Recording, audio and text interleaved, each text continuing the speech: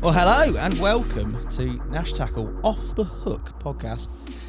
You will notice that over the coming few weeks there will be a few new features in the podcast, and we're starting with one of them. It's a bit of Nash news, and we've started at the very top, the creme de la creme, the gaffer himself. I'm slightly nervous. Mr. Kevin Nash, welcome.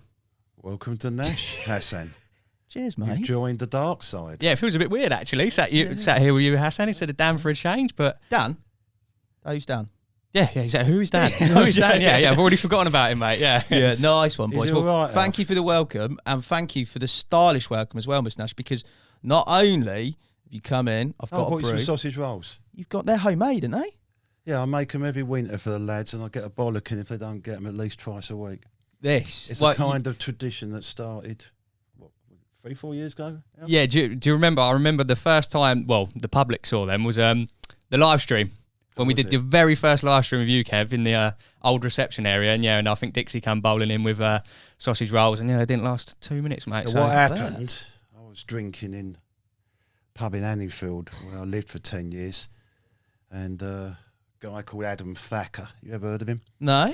He's one of the A boys in Mainline, Right. very very close with Kev Knight. His dad drinks in there, and I'm a friend of his dad. Adam actually worked for me when he was about 16. Then he got an apprenticeship at Fords, and he joined the dark side, this time being Mainline. And we always had some right banter. Now, Yeah. I don't know how it come about, but I said I'm going to go over there Christmas lunch, for a pint, because Rosie, the landlady, she's like my second mum. She's a lovely old dear. In fact, she might be the oldest landlady in the country. I think she's Really? I think she's 86 now. Good effort, that. I hope she's doing all right at the minute. Obviously. Still running the pub on her own. I've seen her serving beers and rushing out in the kitchen doing cooking last summer. She's mad. It's Fair awesome. play. Awesome. But anyway, yeah, I said, maybe I'll make some sausage rolls. Adam pipes up, what, you make sausage rolls? Yeah, mate. Well, won't be as good as mine. So we had a few pints. I said, I'll tell you what then, we'll have a bet on it.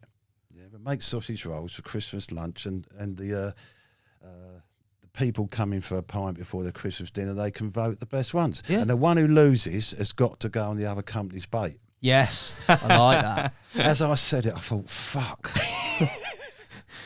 Yeah, I know I'm a good sausage roll maker, Yeah. but anyway, so I couldn't have a situation when I was on mainline bait, could I? So No. for like the next 6 weeks, I was practicing sausage rolls, and this is where the lads come in. They was the guinea pigs, and so every day for 6 weeks up until Christmas Day, they had sausage rolls, Yeah. and I got really creative with different recipes. Yeah? And the three that everyone liked the best was the traditional sage Yeah. and onion, which is there. Yeah. These spicy ones with chorizo and chili, which are by far the favourite, they're also there. Yeah. And I also do one with walnut and Stilton. Anyway, Nice. so to the plot. So Christmas lunch comes, I walks in with me 3 plates of sausage rolls. Adam Thacker walks in with one little plate. Nice. And he said to me, "You cheated." I said, "What do you mean you cheated?" He said, "Well, you've got all these different sausage rolls." I said, "We never said anything about..." Yeah. blah, blah, blah. He had the right ump and the salt anyway. So we handed them out, put them all around the tables on the bar, and we gave everyone a piece of paper with K or A on it. Yeah. And then they went in a hat at the end, and there was 11 Ks and 2 As. Oh yeah, unanimous decision then. Yeah, typical dodgy mainline geezer though. He never went on Nash bait that night. Did he not? Oh no, that's not right. That is. You need to. Swelch on the bet. No. Swelch on the bet. Excuse me, I'll have a cuppa. No, fair play. I thought it'd be a man of his word. That is a serious dark web of the carp world sausage and roll fest, mate. I'd never... And it goes on every winter since. If I don't make them, they could start really playing up and start. Are you still in touch with Adam? Oh yeah, I see him not so often now. Maybe just once a year. Normally around Christmas we'd meet up in the pub, but sadly his dad's not so well now. So I guess it was his dad that linked us together. Yeah. He's a good lad, Adam. Mm. I've got a lot of affection for him. Just not very good at making sausage rolls, Kev. Or been on the right bait. You've done him a kipper. So this segment's all about latest news, and I think it's only right with, when we're recording this anyway, a piece of news that's pretty close to home for you, Alf, mate. Yeah, a bit of news from Kent actually. We were just talking about it briefly earlier in the office. Kent's done a £60 common. Lee Jackson not shy to a big fish or two. I think it was a couple of days ago. It was £60 common in ounces, I believe. So congratulations to my old mucker Lee. Yeah, incredible result. It's nice to see one of the big boys showing the youngsters up. I think I'm right in saying that he must be probably the only angler in the country to get a 60 common and a mirror. Yeah, I think, anyone else done it? Yeah, UK. I could not. I don't think so in the UK. I'd say, correct me if I'm wrong, but I'd say he'd definitely be the only angler that's done. He certainly then, those. like me, holds or has held the common and the mirror county record. Yeah. I've held both of them for Essex. He's certainly done that in Kent because, of course, he had two-tone. Yes. The bizarre thing here, of course, is that other 60 pound. Did it go 60, that common in Strawberry Fields? I don't know. I'm not too sure how big it did go, but I thought that common was called Lee Jackson as well. It was, that's what I'm saying. Yeah. Somehow it got called Lee Jackson. I'm not sure. Yeah. How bizarre. But no, that's one of a big fish. How big was it? I don't know. It's just a £60 plus, so I've not got the exact weight, but anything over 60, unbelievable. The fish. funny thing is that I possibly could have done it as well if I'd felt like fishing for my own fish again, because I had the wood carving, and so I never went after it again. But Adam had it, I think, 59.12. Then we moved it to the new lake when we desilted the cops. Then sadly we had the oxen crash. My estate manager didn't notice, and she really was impacted by that. And I just looked at her struggling on the surface, and I just said she's going to die. Never go through it.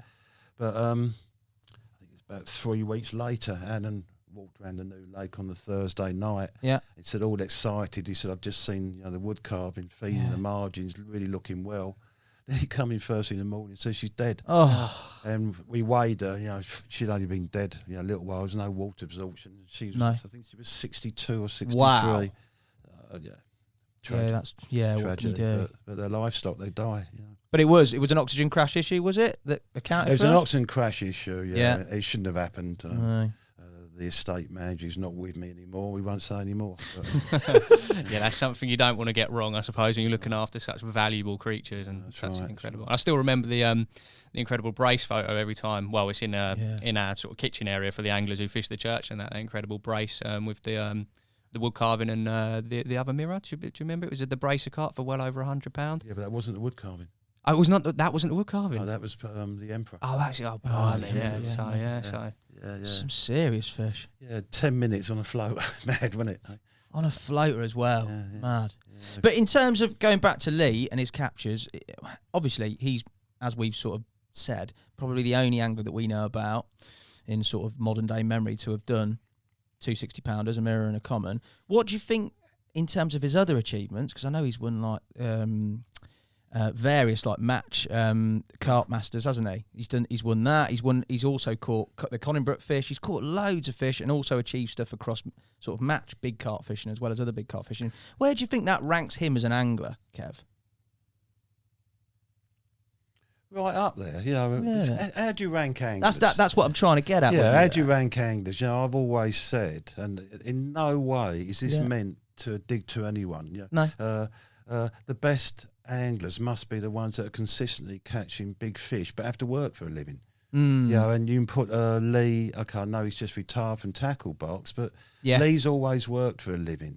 And it kind of gets in the way of catching big fish all the time if you have to put in a full-time job, especially if also you've got a family. Of course. So I would rank him above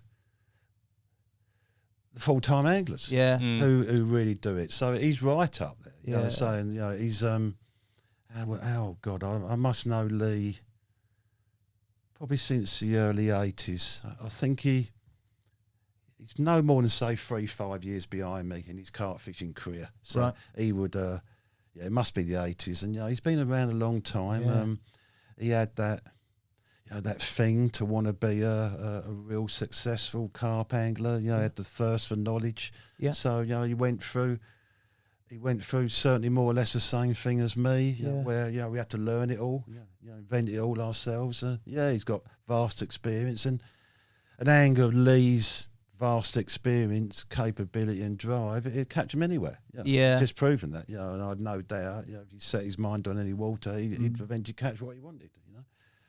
But doesn't he run that lake now? As far as I'm aware, he's in charge of the membership. I'm not sure in terms It's of Down Tit Lake, isn't it? Down Tip Lake. Yeah, I know it's a very sought after venue. I'll tell you a story about that place, right? God, what would it be? It'd be probably early mid-80s, right? I was making over wraps to put over umbrellas, and I had this idea, almost kind of gimmick. Why not put a see-through plastic window in the door so you could see out the door? Yeah.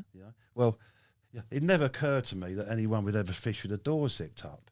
I was a brolly man, always laid under an umbrella, but started using an overwrap in really bad winter weather, if for no other reason to stop the rain coming in the sides. But never ever would have zipped the door up. I just thought, nice little USP. Didn't know what USP meant then, but nice little.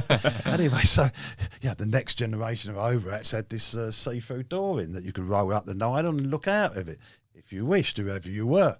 Anyway, I joined the Tip Lake this particular year, and I didn't start there. I'd been somewhere else, and I think I turned up about July, and I told a mate that I was going down there, and I couldn't believe it. Like I've turned up, and it's like a party of 20 people waiting to greet me, and you won't believe this, but I'm actually quite shy.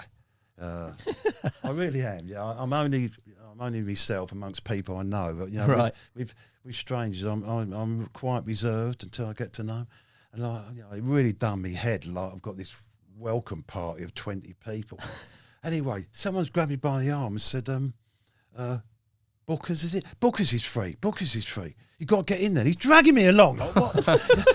And he's dragged me along to this pile of pallets in the swamp. I went, "What's this about?" Yeah. He said, "Well, this is Bookers." He said, "It's never empty." He said, "You got to fish it." Yeah. Oh, have I? Better do what I'm fucking told. so I've put my gear in it. I thought, I've never ever pitched up in the first swim. I've always wanted to find them or at least have a go, but it was busy. Yeah. Probably at that time one of the most busiest lakes I've ever fished as well. Anyway, so I thought I'd go for a walk round, and I'm walking around, and everyone's got these Nash overwraps. It was early in the morning actually. So a lot of them were still asleep. And they all had their doors zipped up with the see-through windows. It just fucking blew me away. It never occurred to me that anyone would actually have their doors zipped up and look through them in those days. But anyway, I went back to Booker's and I just looked at it and thought, don't fancy it. So I walked out to another spot and everyone's saying, "Nash's walked out of Booker's." Did you catch? Hey? Yeah, did you catch? But funny enough, I can't remember, past Booker's was a kind of channel, if I remember. It wasn't that wide. It was really overgrown. There's no swims there. Right. I'm an Essex boy. I wasn't used to swims. Yeah. We just smashed our way through brambles and fished in mud shit and whatever. Anyway, as I was walking, I thought I heard a fish roll. So I pushed all the stinging nettles, got through, and then I saw one roll. Yeah. So I kind of made my own little space in the brambles and that and the nettles, and I lost two. Unbelievable! I lost two. I never went back there. Right. Do you know why you lost them? Do you have a theory why? I can't remember why. One definitely snagged me. Right. Okay. They may have both been snags. I didn't know the lake. I didn't know what was down there. But I lost two. Say on only the only day. It just reminded me of another story. I never went back there. I think it was just kind of wasn't my sort of water then. I think I'm trying to think why. I guess because it was so busy, and I've never really enjoyed fishing waters where I'm told where to fish and I can't move. Yeah, sure. Yeah, I've got to be able to fish it down there to be able to get on them. Yeah. I just can't. It's why I never got into rainbow. Okay. I get fixed, rainbow. I get rainbow and all that, but I can't sit in a swim waiting for them to come along if I know they're down there. Yeah. Anyway, it wasn't my bag, but what I was going to tell you, I was talking to that same lad who I told said was going down there about 6-9 months later, And I was reminiscing about that day. I said, fucking bookers. I said, and all those pallets. He laughed. He said, you know where you smashed that hole through the brambles? I went, yeah. He said, it's now a swim full of pallets. Brilliant. Brilliant. So I was only down there for one day, but I did make an influence. They was all looking through see-through doors, and they made a swim after me. Love Funny. that. Yeah, that's the last time I saw the tip, actually. Really? I bet it don't look anything like that now. No, yeah, £60 common. But I'll also say the fish... Kent wasn't good for big fish in those days. You know, if I remember rightly, Kent was a mecca of carp fishing for me as a kid. I'll never forget the first day I drove across the tunnel, got out of the car and kissed the earth. You know, because it kind of, Kent was a mecca. You know, that's where Jim Gimmerson lived, Jerry Savage. You had a guy called Paul Snap. You boys wouldn't even heard of him, but these were all people that were writing in a magazine called Angling, and it was always like mainly Kent based. And in fact, I think Paul Snap was on Darrenth. Then you had Fred Wilton, Robin Monday. You know, a lot of Kent anglers were, and there was a lot of carp in Kent. And I think probably Kent became the mecca because it had the most waters with carp coming up. And that was down to Thames Water. Thames Water are basically given as much money as they could manage by the government to start breeding carp. I actually spoke to the guy who was part of the programme. And so those Thames Water breeding their carp and stocking all the waters in Kent, which is why Kent got the advance on the rest of the country. Sure. However, the strain was never that good. Yeah, and that's why it never really did a big fish. For a long time, other than, of course, the Essex, the British record. Push that one. Ignore that one. Chuck that way. Who I'm sure was an import from somewhere. I'm not saying out of the country, but just strange how that one fish just stood on its own. It did it in Alfie. Yeah, massive compared to the rest there. Yeah. And then, I guess over time with the more recent fish farmers, it's kind of caught up. We've stopped coming in from other areas. But, it was always behind. Whereas you look at Essex, Essex had an immense track record for big fish. Not many fish in the water, but often a real big one. You want to come up north, Kev? Not many fish in the water. Down here, every puddle's got a 40-pounder, and it's unbelievable. Why would I want to come up north? Well, you live up there. Yeah, exactly. Stay away. On the subject of big commons, obviously, over your wealth of angling experience, is there anything? If you're going to join Nash, mate, stay in Nash. You won't get any far if you keep blowing smoke up my arse. You've got a wealth of experience, Kev. How long? 50 years in the industry, Kev. Don't make me look like an idiot. Your wealth of experience. 51.5, actually. I've missed out 1.5. No, 52.5. Is it 52.5? No, 51.5, yeah. 51.5. 65.5. I'll give you that. Is there anything common factors that single out big common captures for you? I'm trying to think of the big commons that I've heard of. You got your Burfield common. Anyone who's caught the Burfield common has come doing something a little bit blurred line, shall we say, or a bit edgy on that water, but that's mainly that water. Is there anything that you think those captures of decidedly big commons have in common? The captures have in common? No, as in like how to go about targeting them. Is there anything you see in the moon phases? Is there anything you see in baiting, rigs? Gotcha. It's funny enough because the Burfield one is the iconic one nowadays, but it used to be the snake pit common. Yeah, of course. Yeah, and that also was the largest common in the country at its time. Damien Clark caught it, and it was the biggest common in the country. That was a monstrous, iconic fish. Probably one of the few carp that got to 40 pound without bait. Wow. Yeah, and that was the big thing about it. So we didn't invert his commas, discover it until it was 40 pound. When it come to our notice, and so for fish to get to 40 pound without bait, oh my God, where can that go? I always used to say that the max size for an English carp was 35, and that would only be in a real exceptional situation. And that was based on the natural food types of English carp. Anything above 35 was an absolute freak. And it didn't happen. It's only bait. Supplementing their natural diets that started making that happen. And the snake pit common, I learnt a lot of that fish.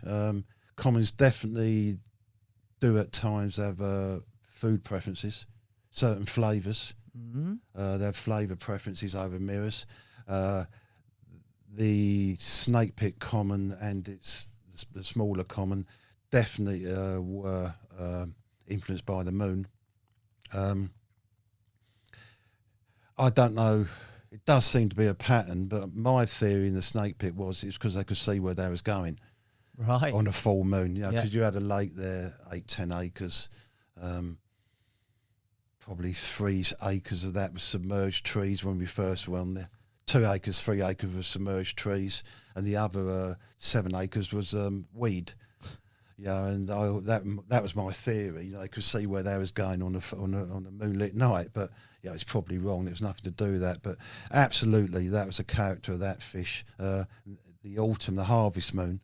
All the fish in the snake pit actually on the harvest moon, you'd hear them crash in the dark. You wouldn't hear them any other time of the year. Wow. Crash in the dark. So I'm a common and mirrors. I'm a massive fan of those autumn moons. But definitely commons, big moons.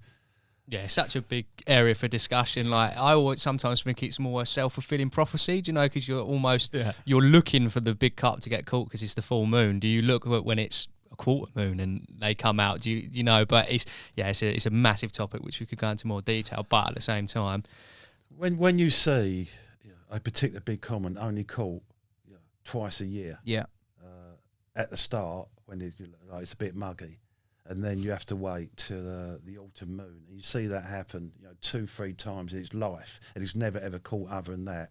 Kind of does get you thinking. Yeah, for sure. It's just statistics, I suppose. Yeah. And it was actually it was a full. It wasn't the harvest moon. It was a June moon, but it was a full moon when I caught the smaller of the snake pit commons. Okay. When it swam for the shopping trolley. Another story. Unbelievable. Stories galore. Kev, I hate to cut you short, but we're going to get our guest in. You're going to get someone famous in now, are you? Well, you're pretty famous. I can't blame you. There we go. So I'll leave you with my sausage rolls. So I'm just making sure I get a good plate of sausage rolls. But we will get you in for some more Nash News and get you on a pod because stories galore. But thank you very much for your first guest on Nash News. Cool. Yeah, it's your first. Welcome first to guest, Nash, Hassan. Cheers. Maybe a long-term love affair. It will. You'll be still. We'll see how he does.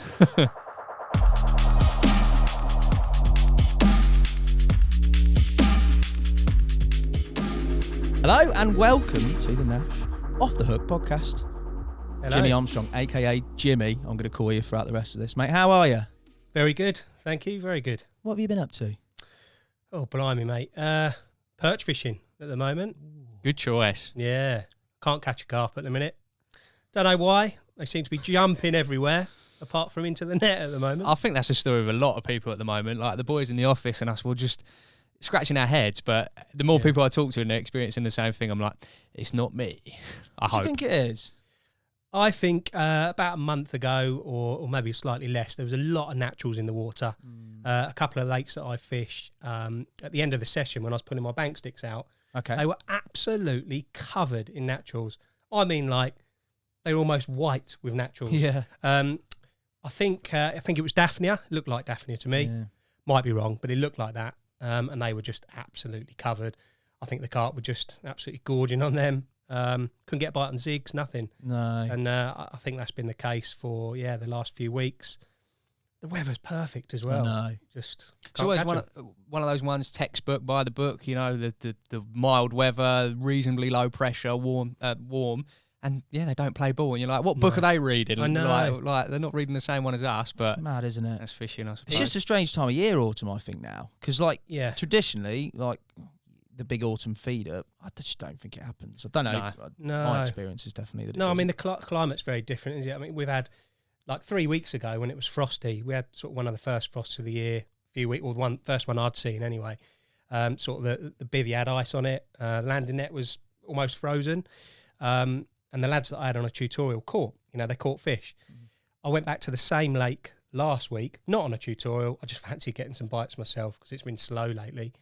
And I didn't catch for 48 hours, but it was like 10, 12, 14 degrees. Beautiful southerly wind. It was perfect. Yeah. But couldn't get a bite. They were all over me. Yeah. Tried zigs, maggots, casters, everything. Yeah. But yet the week before, when it was icy and horrible, Lads caught. So it's mental, really. It's crazy. We've also had a lot of rain, haven't we? So I think that's Yeah. definitely impacted a few fisheries that I've fished. Yeah, That definitely. influx of cold water. Yeah, 100%, mate. I did a film a few weeks ago with CC Moore actually on a really small lake. It was 1.5 acres, 2 acres. Not loads of carp. I think it's got sort of 40, 50 carp in it, which, it's a few, Yeah. but it's not ultra low stock. It's not overly stocked. No. But you'd expect to get a bite, in 48 hours.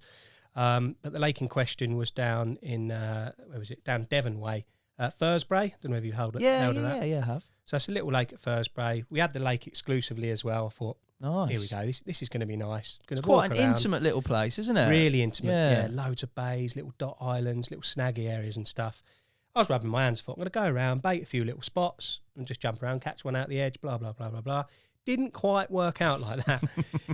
We had so much rain, sort of in 48 hours, huge downpours of rain the whole time, and the fields were flooding into the lake. So the lake in places was like a river.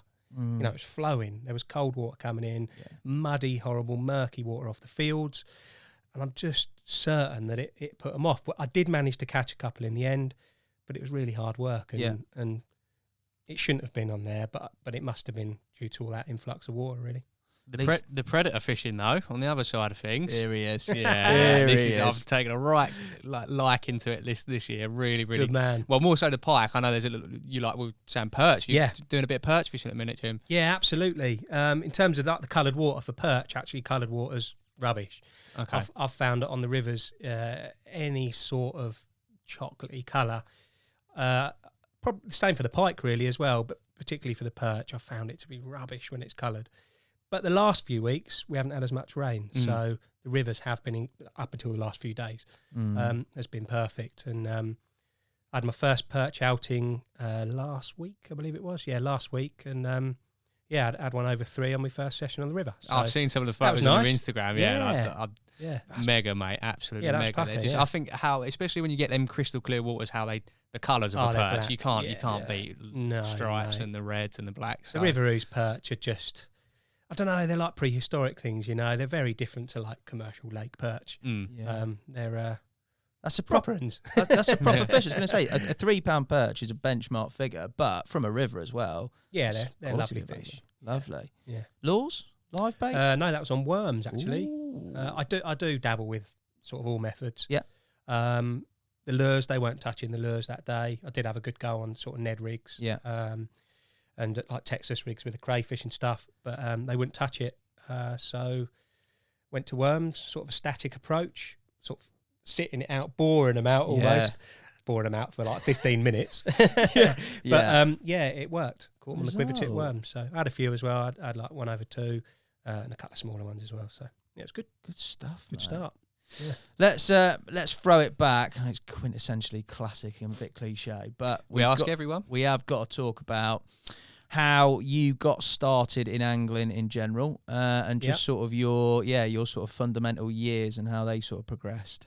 So how I started in it, so we're not going into like my occupation, how I got involved that side. No, Fishing, we're going right completely. back, mate. Okay. I've seen, I can't really remember it, but there's pictures of me when I was sort of 5, 6 years old, like at a harbour with my old man, with tiny little mullet, holding mullet. Obviously, I can't remember that far back. But I'm guessing that probably lit a tiny bit of fire. I was probably too small to become obsessed with fishing or anything back then. But I guess it was sort of progressed from there into my old man taking me fishing down the river, fishing for anything that bit me maggot, basically. So roach, dace, bleak, anything that dipped the float under with the old man. He's a keen angler, not a specimen angler, carp fishing or anything like that. No. He just likes going, float fishing, quiver tipping or whatever. And he took me from a very young age. I'm guessing 8, 9, 10 years old, maybe, around that age anyway. Yeah. And that was definitely the start of things to come. I remember at like Christmas, I would I would ask Santa for some Kingfisher Argos specials, 20 quid rods with including tackle box, floats, weights. Was it blue, mate? Was it blue? It probably was. I had the blue, and It it probably was a good was. Some fiberglass jobby. terrible. Argos. kit, I always remember as a kid Argos. I remember seeing. I think you Oh, could it's the get one. full bivvy everything for 250 quid. Obviously, it was a load of old toot, really, Yeah, like of long course. term. But Yeah. but I remember saying to my dad, like I was, and almost convinced him to. But yeah, the Key Nets and Zebco was That's that? it. Yeah. Yeah. And it was through the Argos catalogue I used to look, and I think, cool, Yeah. I mean, I think this might have been even slightly before like Keynets and that one. This was Kingfisher from memory. Yeah, so I don't remember that one. No, you're probably how I old are do. you? I'm 27. Yeah, so. so you're a fair bit younger. You, Jimmy. 35 now, mate. Join the club, mate. I Good know. year. What a vintage year Decent, 85 was, yeah, mate. Decent, mate.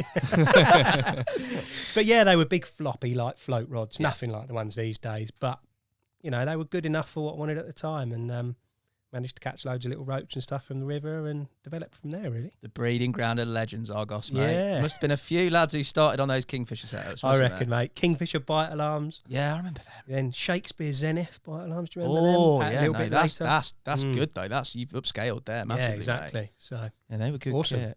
How did that then sort of the catching everything, family influence, pretty textbook, but how did that then morph into sort of more carp fishing, if you like? So after a few years, sort of bit bashing, started school. Met a couple of guys. I'm still friends with these today. Mark Austin, Andrew O'Dell, and a few other lads. These are like mates from school.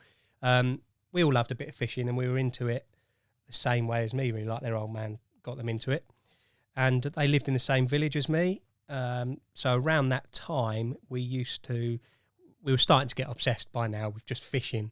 Not necessarily massive fish, but just fishing in general. I lived sort of 5 minutes from Newport Pagnell, so the River Ouse is in Newport Pagnell. Obviously didn't drive at the time, but we would strap our rods to our bikes, just lengthways along the bikes, tie them up with a shoelace or whatever, rucksack on the back, bit of bait in there, and we would cycle down to the river. We'd have bread in the bag. We'd trot on the surface for chub and that sort of stuff. A couple of local stretches. Some years they would just have like random shoals of bream in there and stuff. They're not there now, but like 30 odd bream for like £5 or £6 at the time. We just go and quiver tip we're quiver tipping casters and stuff. Anything really that we thought might work. And we were catching like £5-6 bream from the river. £3-4 chub and stuff on crust. And I guess then I started thinking, I like catching big fish. A lad at my dad's work was a specimen carp angler at the time. He had tickets on some really big lakes in Cambridge and stuff. And my dad said to him, I think he's ready to catch a few slightly bigger fish. So that guy said, okay, well, he's only young. Let's take him for some sort of 4 or 5 pounders. Biggest might be £8 or something at the time. You can float fish for them, catch cruisins as well. Nice. And they took me to a lake in Cambridge, and I caught my first carp there of maybe £4 or £5, something like that. I had fluffy hair. I had hair like you at the time, actually, mate. When spiky hair was all the all the rage. I can't believe he's digging my hair out. He's come here dressed It's as a not housewife's spiky favourite. now. It's not spiky now, yours, I wouldn't say. But at the time, like the whole Sonic the Hedgehog thing was the one. Loads of gel, brushing it back. I've tried to keep it going. But I've got pictures of me of like £4 or £5 carp with Sonic the Hedgehog haircuts. And that definitely lit the carp fishing fire, I think. And from then on, I wanted to catch bigger and bigger carp. And, So I was going to ask. Obviously, you went with your dad's mate from work, but up until that point, was how were you learning? Was it just trial and error, or did he take you under his wing, or was it more of a case of from that point you started going off by yourself? Yeah, I mean, myself and a couple of other friends were down the river as much. In the school holidays, we were there every day if we could. Yeah, my old man would drop us off one day, we'd cycle down the next. My mate's old man would drop us off the next day. We were a right pain, to be honest. But they loved it because we were out fishing. Yeah, we weren't out being urban. Yeah, exactly. Yeah. So we learnt definitely a lot of it, watercraft and everything by ourselves. But we were that keen when we were younger. We were just loved watching carp. Watching bream and chub and stuff on the river. And obviously by watching, you learn. We learnt where those bream wanted to go at certain times of day. We learnt where the bream and the chub wanted to feed. We learnt, how to catch the chub off the surface, a lighter hook link or whatever, a bigger hook, you'd get them in. If you're using a size 14, 15, 16 hook, they'd fall off or whatever. So we definitely learned ourselves, or between the three of us, I don't how think to do it. There's any substitute for time spent on the bank for all the youngsters who send in questions and ask tips. And I think the number one thing is to go fishing, and then it's like with much things in life, there's just no substitute for time spent on the bank, I suppose. No, exactly, mate. And as kids, I wasn't really into computer games and stuff. I don't know whether I found them boring or just because I was so addicted to sort of fishing, playing a bit of football and stuff. I was a very outdoorsy sort of person, so I guess we'd keep spiders, we'd have stick insects in our lunch boxes and stuff at school, and I guess because I was so intrigued with things and going outdoors and all of that, I think that definitely helped me. Sort of learn the river and stuff like that. Really, yeah, sure, definitely. Pretty mad, yeah. You still in touch with the boys or not? Mark Austin, I am. Andrew O'Dell, the other guy that I used to go to. Yeah, we have a thing called Gents Club on a Friday night where we all go to the pub. No women allowed. No, I'm joking. I'm joking. I say that to my wife, but she'll turn up and like, what are you doing it? It's 7 o'clock. It ends. Gents Club. You can come up then. Gents but that doesn't work. I like the idea of that. That doesn't work. And like Andy will meet me up there for some beers. He doesn't really fish anymore, but Mark Austin does. He's like a real specimen angler, I guess. Not carp fishing. Yeah. Big perch, chub, and all that. And we meet up sometimes and sort of share a bit of knowledge on river spots and stuff. And he's probably one of the only ones I'll share it with because I've trusted him since I was young. So he'll show me, I had this big perch here, go and try that tomorrow. Yeah. And vice versa, So it's quite nice, really. Yeah, that is cool. Yeah. So obviously you've caught a few, I don't know, singles or relatively small carp. Yeah. And then obviously there's a progression there to sort of your first 20 and through to sort of where you've probably got a bit more time fishing. So how does that all play out? And does it all play out geographically around that sort of Cams, Milton Keynesy area? Yeah, it does, definitely. So you were saying earlier that did he take me under his wing, the guy who worked with my dad? Sorry, mate, I've got a little burp coming up. Lovely. Nice. Yes, he did. He did, definitely. I think he could see a little bit of himself in me. And, my old man was fantastic, but he was only ever sort of float fishing and leathering and that sort of stuff. He was never a specimen angler, although he could have done. Didn't float his boat. Happy to. So this other guy was an out-and-out carp angler. He took me under his wing, definitely, and from Ridgins, the place it was called in Cambridge, he then took me on a couple of like specimen pike fishing trips where we caught pike sort of 14, 15 pound, which was massive for me at the time. I was going to say, that's like a crocodile. Yeah, I was only young and again, I've got pictures in a little camo hat and stuff of these big long pike, but they look about 20 pound on me there. He sort of introduced me to specimen fishing and specimen carp fishing. He took me to a few sort of bigger, better waters. That led me on to sort of catching my first double. My first 20, I actually caught my first 20 by myself. Really? With I remember the day actually. I was with my granddad. He wasn't an angler or anything like that. Yeah. But he was looking after me in the school holidays. I must have been, 14, 15 maybe ish, something like that. Took me in the school holidays to Castle Ashby Lakes, and I remember my granddad sitting in a deck chair reading a paper, as they do. He's quite a clever bloke. It's probably like Financial Times or something like that. Yeah. Highbrow, mate. Yeah, like something like that. But I remember, at the time I was very sort of early into my carp fishing. No hair rigs or anything like that. I remember side hooking a Van der Nine strawberry pellet, sort of a soft hookable one, just on a normal ledger rig where I'd seen fish jumping. Cast it out there. I only had one rod, an Argos special on a Kingfisher. It might have even been a Shakespeare Zenith by then. Chuck that out. No bait runners. Backwind was the bait runner back then. I remember having that, a roaring take on it, backwinding, going crazy. And I ended up landing my first 20 with my granddad there. So that's quite nice. Wow, that's cool. Yeah. You still got the photo for that or not? Do you know what, mate? I don't even know whether I photographed it at the time. I didn't have camera phones or nothing then. So he may have done, mate. Yeah. but I'd probably had no head on the photo and stuff. So Yeah. no pictures of my first 20, but I've got pictures of my first 30 and stuff like that. Let's go. What's the first 30 then, mate? So that was it progressed obviously by then. Yeah. My first sort of proper syndicate lake would have been Dovecot Lakes. Don't know if you've heard of that. I have. Yeah. Again in Newport Pagnell. Yeah. So when you said was it in surrounding, yes it was. I needed somewhere where my mum and dad could drop me off easily. Obviously didn't drive by then at all. So Dovecot was perfect. It was Newport Pagnell, so 5 minutes down the road. That was my first syndicate. You could drive around the lake as well, so they could drive me to the peg, drop me off and leave me there till I wanted picking up. Few guys on there, again, took me under their wing, probably because I hammered them so much. By then, I was being a little punisher. I wanted to learn as much as possible. And these guys, they had perfect looking setups. They were all using boilies and everything. And I was keen as mustard to learn from them. I copied some of their tactics. I remember some of them using solid bags at the time. I never really fished solid bags, and they were tying up these solid bags. And I remember, rather than tying off with PVA tape, they were using like wire.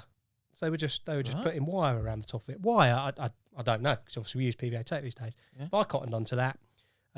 Started casting solid bags around, catching a few fish, and eventually it sort of worked and caught my first 30 at maybe 16, 15, 16 or something like that. Which was cool. Yeah. 16, that is a big... it was something like that, yeah. I wasn't driving.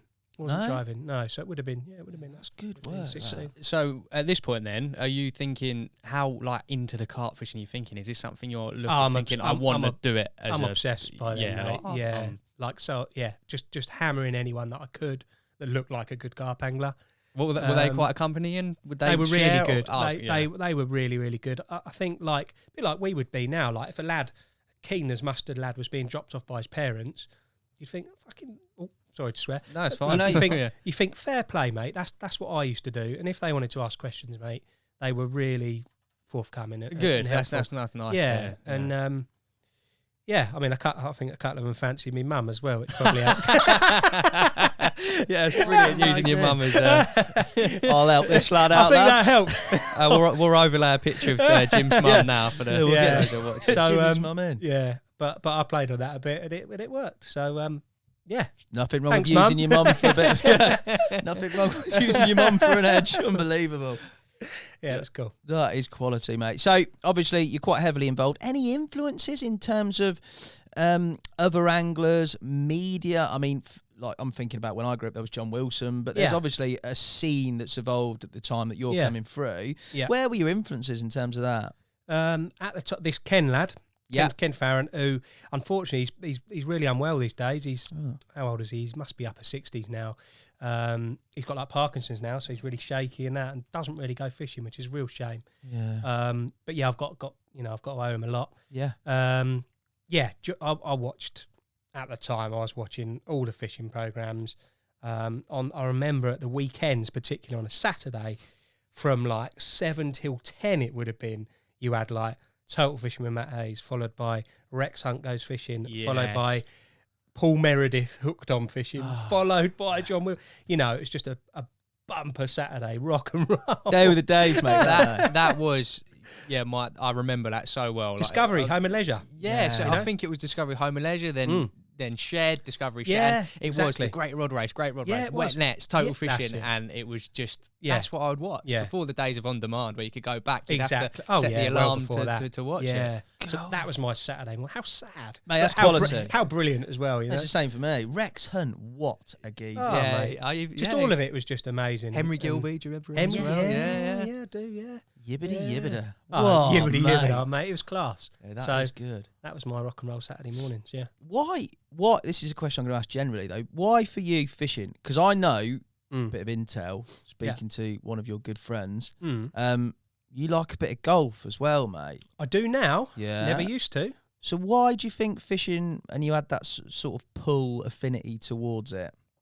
I don't think it had anything to do with fishing. I played good standard football. Okay. Till I was 35 now, no way. till I was about 32, something like that, 32, 33. Played that a long time. Like when I was younger, I played really good standard of football. Yeah. Played in Italy and stuff like that. Wow. Got pictures of me with sort of AC Milan youngsters playing against them. No way. Atalanta, I didn't Verona, know that. Torino. Yeah. Do you know what? I was thinking in the car, like, would you go back to like when I was younger? And I thought about things like that. I thought, I'm going to dig a photo out tomorrow. I'm going to put it on my social media page, and I think people would be a bit like, "Blimey, didn't realise that." Send it to me. I'll put it over this podcast. Yeah, it was cool. It was cool. So there's like pictures of me. You know, I wasn't playing for Arsenal or anything. I was playing for actual Newport Pagnell Youth, but at the time they were actually a very good standard club. And yeah, we got invited out to play at this tournament. We had a coach who Massimo Grimaldi was his name. That was our coach at Newport. Massimo Grimaldi at Newport, rolling out of Newport. at Newport Pagnell. Wow. But like I said, mate, we were a good little side. We did get beat by them. We got beat 4-0 by AC Milan and Atalanta. But I'll take that. Where did you play? What position? At the time, was centre mid. Okay. And slowly moved back to centre back as I got older. Obviously. Yeah. But so anyway, back to the question. So I played football a lot till I was 32. I think it's 32. And then I had to find something else to get my sport fix. Yeah. Fishing, fishing was my life anyway. But I'm competitive. I like that competitive edge. And although fishing to an extent can give you that, I never really treated it like that. I needed to play something else. So I took up golf straight after football. Right. Just like fishing. It was like I just found fishing again, if I'm honest, with golf. Yeah. Totally addicted to it. Read up about it, watched YouTube videos, everything. And to this day, like I've got a nice balance of fishing and golf, really. Yeah, you treat them very separately, don't you? So that's your competitive fix. And fishing for you is just... It's a lifestyle now, mate. Yeah, it's a lifestyle. I love going still, but it is a job and a lifestyle. But I try not to treat it purely as a job, but it is at the end of the day as well. And golf is like my get away from fishing, not talk about fishing, not see anything about fishing way, really. And, I play with a few lads in the trade. I play with Tom regularly. We don't say a word about fishing the whole time. He's mad keen, mate? He's mad keen. And we've met some like professional guys through it who love fishing. So Tom and I have been able to mix our fishing with pro golfers, sort of swap it around. And when we play golf with these tour players, we're not allowed to talk about fishing. When we're on the fishing bank, we're not allowed to talk about golf. So there's me and Tom gagging to talk about golf on the bank, and vice versa with them about fishing. So basically, what Jimmy's mad, saying really, is instead of paying 65 quid for a lesson with a pro golfer, he's gone, here's a bag of boilies, lad. Let me on the course with you. That's what he's done. Strategy, yeah. You can swap. Yeah, we do swap a bit, mate. Yeah, absolutely. But they've turned into friends now. Yeah. And yeah, it's become quite a nice little relationship, really. Yeah, that's cool. What about you, Hassan? You played golf? I've played a bit, mate. I had a good conversation with Duffy about this because I didn't realise he was so obsessed. Oh, But yeah, he was saying that you're a very good golfer. But I've played a bit, but you've got to play a lot, haven't you? You've got to have, like, to be a single-figure handicap golfer, which I'd want to be if I did it properly, you have to play, like, 3 times a week minimum. I haven't got that time, to do that. No, I've just got down to singles. Wow, that's massive. So playing off 9 now. So Whoa. I've dedicated time to it. A bit like fishing, really. Yeah. You got to dedicate time. All my mates since lockdown, first and second lockdown, they've all taken up golf. These are guys I never ever think that would be up their street. And I haven't played in age. I played as a kid for a little bit, but I think I'm one of those people. If I go and I'm not good at it straight away, I'll get annoyed. Yeah, you do, mate. And because you do get annoyed. It's frustrating. Yeah, I mean, a bad day on a golf course seems much worse than a bad day's fishing. Yeah, it does. Yeah, so, it's hard, mate. It's really hard. Yeah. I think that's why, if you spoke to Tom about it, I think that's why we've gravitated to it, because you can compare it to fishing in ways that you need attention to detail. You need to be compulsive, and I guess we are with our fishing. So I've known some lads who've sort of lost a bit of buzz for fishing and found golf because essentially you go out 6 a.m, You don't see anyone. It's No. beautiful. You're in outdoor Yeah. surroundings, and it's you versus a course, like it's you versus a carp, or Yeah. you versus whatever. Yeah, so it they is. get a pretty similar fix out of it, which I can sort of empathise with. But at the same time, like you're saying there, it's interesting how that's different for different people. You've got the competitive element, and that comes in, and you sort of see them both quite differently, which is cool. Yeah, definitely. I think that's the way to do it. And I've known people to actually give up fishing because of golf. Like I noticed Elliot did a thing with Kev Wilson last week. He's given up fishing, excuse me, to play golf. To play golf, basically. Doesn't go fishing anymore. So I think there is that risk. Don't you start giving up there, boy. Mate, no. I never will, mate. It's one of them that fishing will always come first. So. I think we need to get on the golf course. It's inspired me, mate. Yeah, let's go and have a I game. genuinely wouldn't mind to go. I bet you'd be pretty good, mate. I used to play a bit when I was a kid, but I went to the driving range once afterwards, and I couldn't do it, and then that was get me to the bar. Like I was it's like I'm happier there. Like, but I'm never gonna say no to that. So it can become addictive. Like if you're, I don't know, it's hard to describe. If you hit the perfect shot, all of a sudden your chest's out. You think, I'm the man here. It's like catching a decent perch or whatever. That's not going to happen to me. So mini golf. Mini golf. Yeah. Fair play. Yeah. So talking there, we talked a little bit about jobs, lifestyle, etc. So obviously you've gone through your carp angling. Yeah. You've got to a stage where you're mad on it. Mm. You're influenced by everything that's going on. Yeah. How did that ever come to a point where that was your career job? Because that's a massive step. Yeah, big step. I forgot to mention, actually, I forgot an influence, actually, who had a huge influence on my angling, a guy called Justin Bailey. He owned a tackle shop in Newport Pagnell called M&J Angling, long gone to this day. It's like a little local, I guess like a match angler's sort of shop where people go in there, have a cup of coffee, talk about their £2 of gudgeon, but it was really nice. Do you know what I mean? Everyone would go in there, have a little chinwag on a Saturday and get their pint of maggots and casters, whatever, and then go and have their match on the Sunday. It was never stocked out with Nash and all that sort of stuff. It wasn't a carp fishing shop. It's just a little local shop where you go and get a bit of bait. It's a pet shop as well, actually. And I met Justin on the bank, again, probably because I was punishing him. He was a decent angler. And again, he was someone that took me under his wing as well. And I ended up working in that tackle shop part-time. I would have been like 14, 15 at the time, so totally not allowed. Yeah. But he was paying me, Yeah.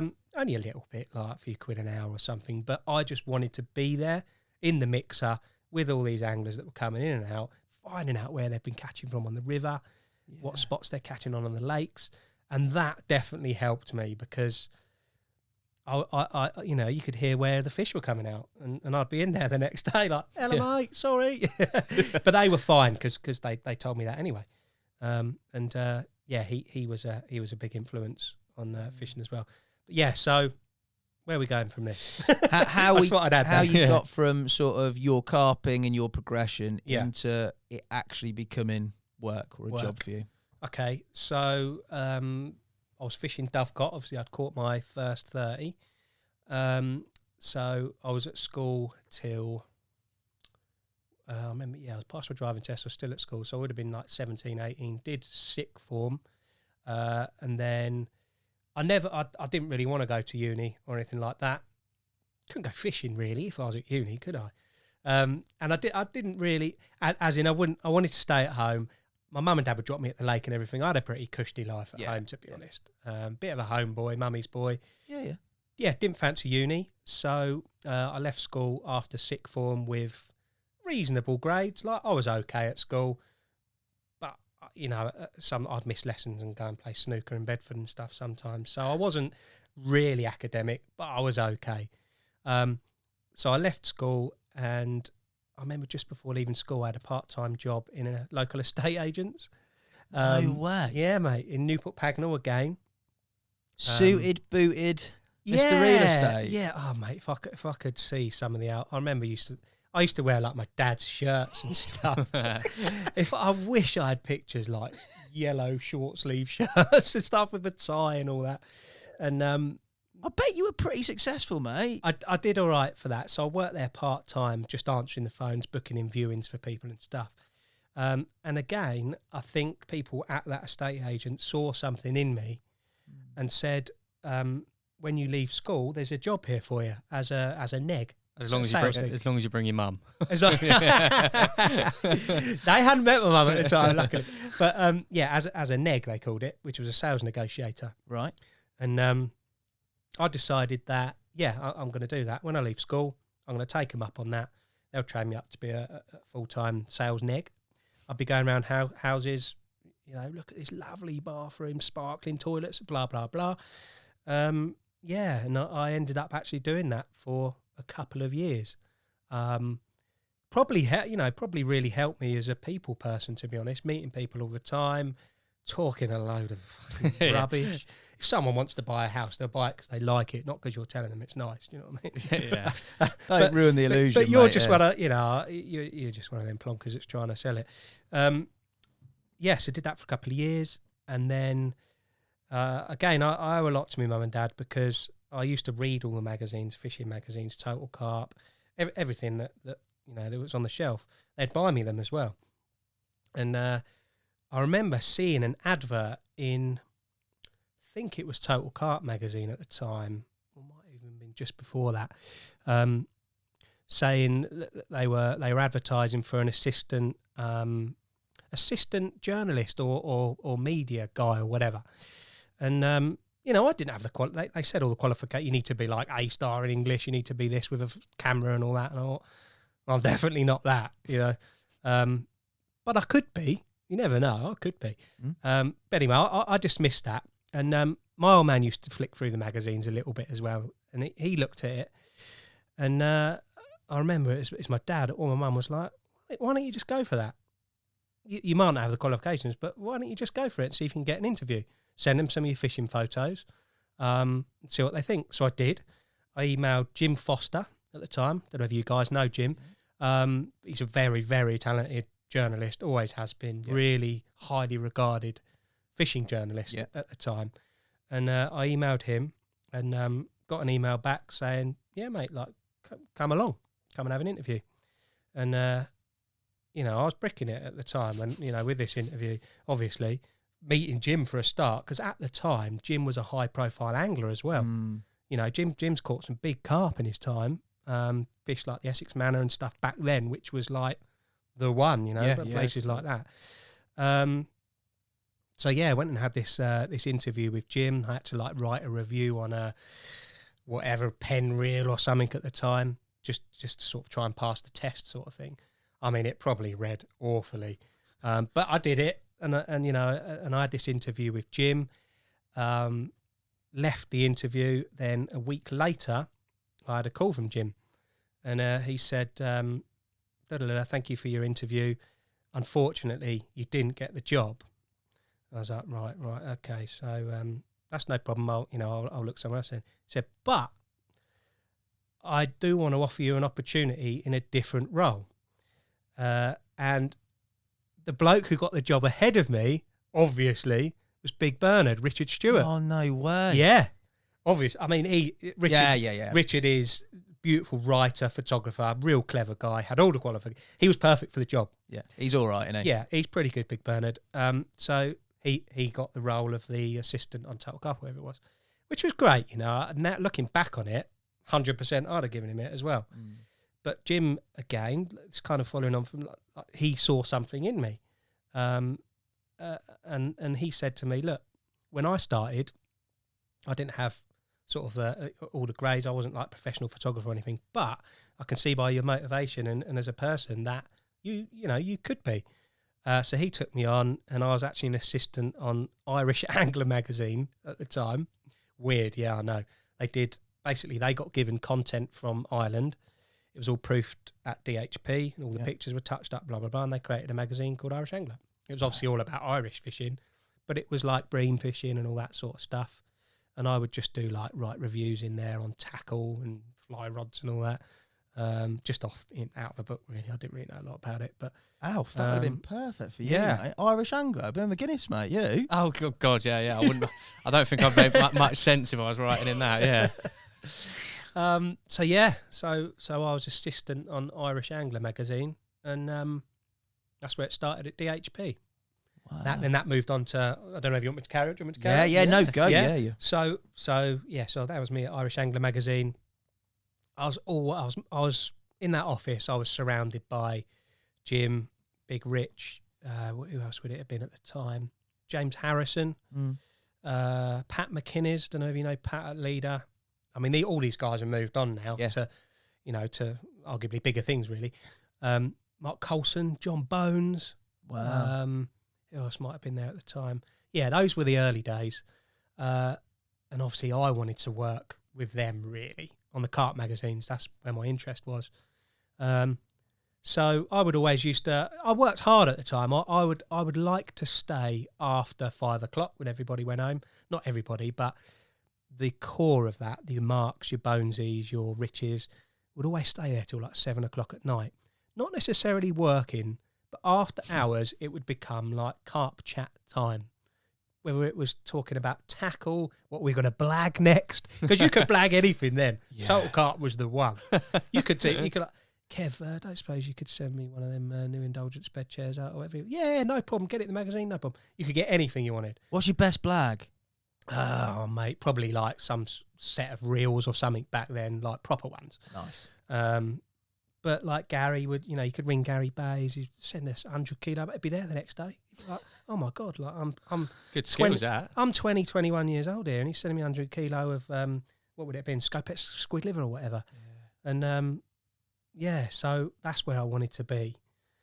And before long, Mark Coulson, who was group editor at the time, saw me improve in Irish Angler. Photographs got better by the guidance of Jim, who was unbelievable. He was harsh. It was unbelievable in that, not harsh to me as in he was, an arse to work for. He was harsh in that when we were on the bank, I'd take a picture of that cup 20 times and it would look fine on the back of the camera. And he'd be like, look at that histogram. That ain't right. Yeah. Look at it. That's not balanced at all. Look at whatever it was. The aperture's not right. The white balance is not. I'd be like, no, that looks fine. No, it's not. That's not fine. We want it perfect.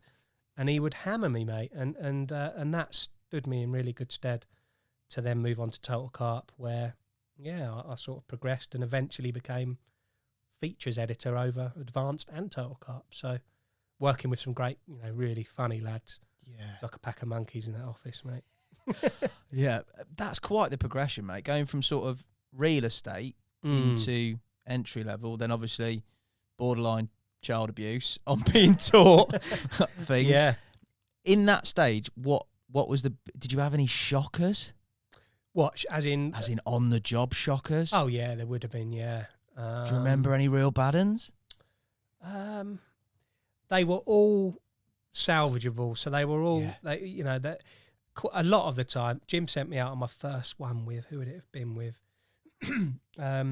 Neil Smith would have been. Do you know Neil Smith? Yeah, did he do the Northern lad? Yeah, Northern Monkeys. Yeah, and back then he was a high profile angler. I don't even know if he goes anymore. I think he might even do trout fishing now. Right. Because with Neil Smith, I remember bringing the photos back, and they were incredibly dark, like really dark. But it was a dark day. It's the North, mate. But yeah, I'm from there. I know. But at the time, I didn't. Jim loved using flash for almost everything. I know these days, like the trend is, blurred out pictures and looking cool and a bit dark and all that. Although I think we're actually moving out of that now. But back then, it was all about light. He didn't want shadows over faces. He wanted the carp bright and vibrant and no shadows under hats and all that. But I didn't really use flash back then.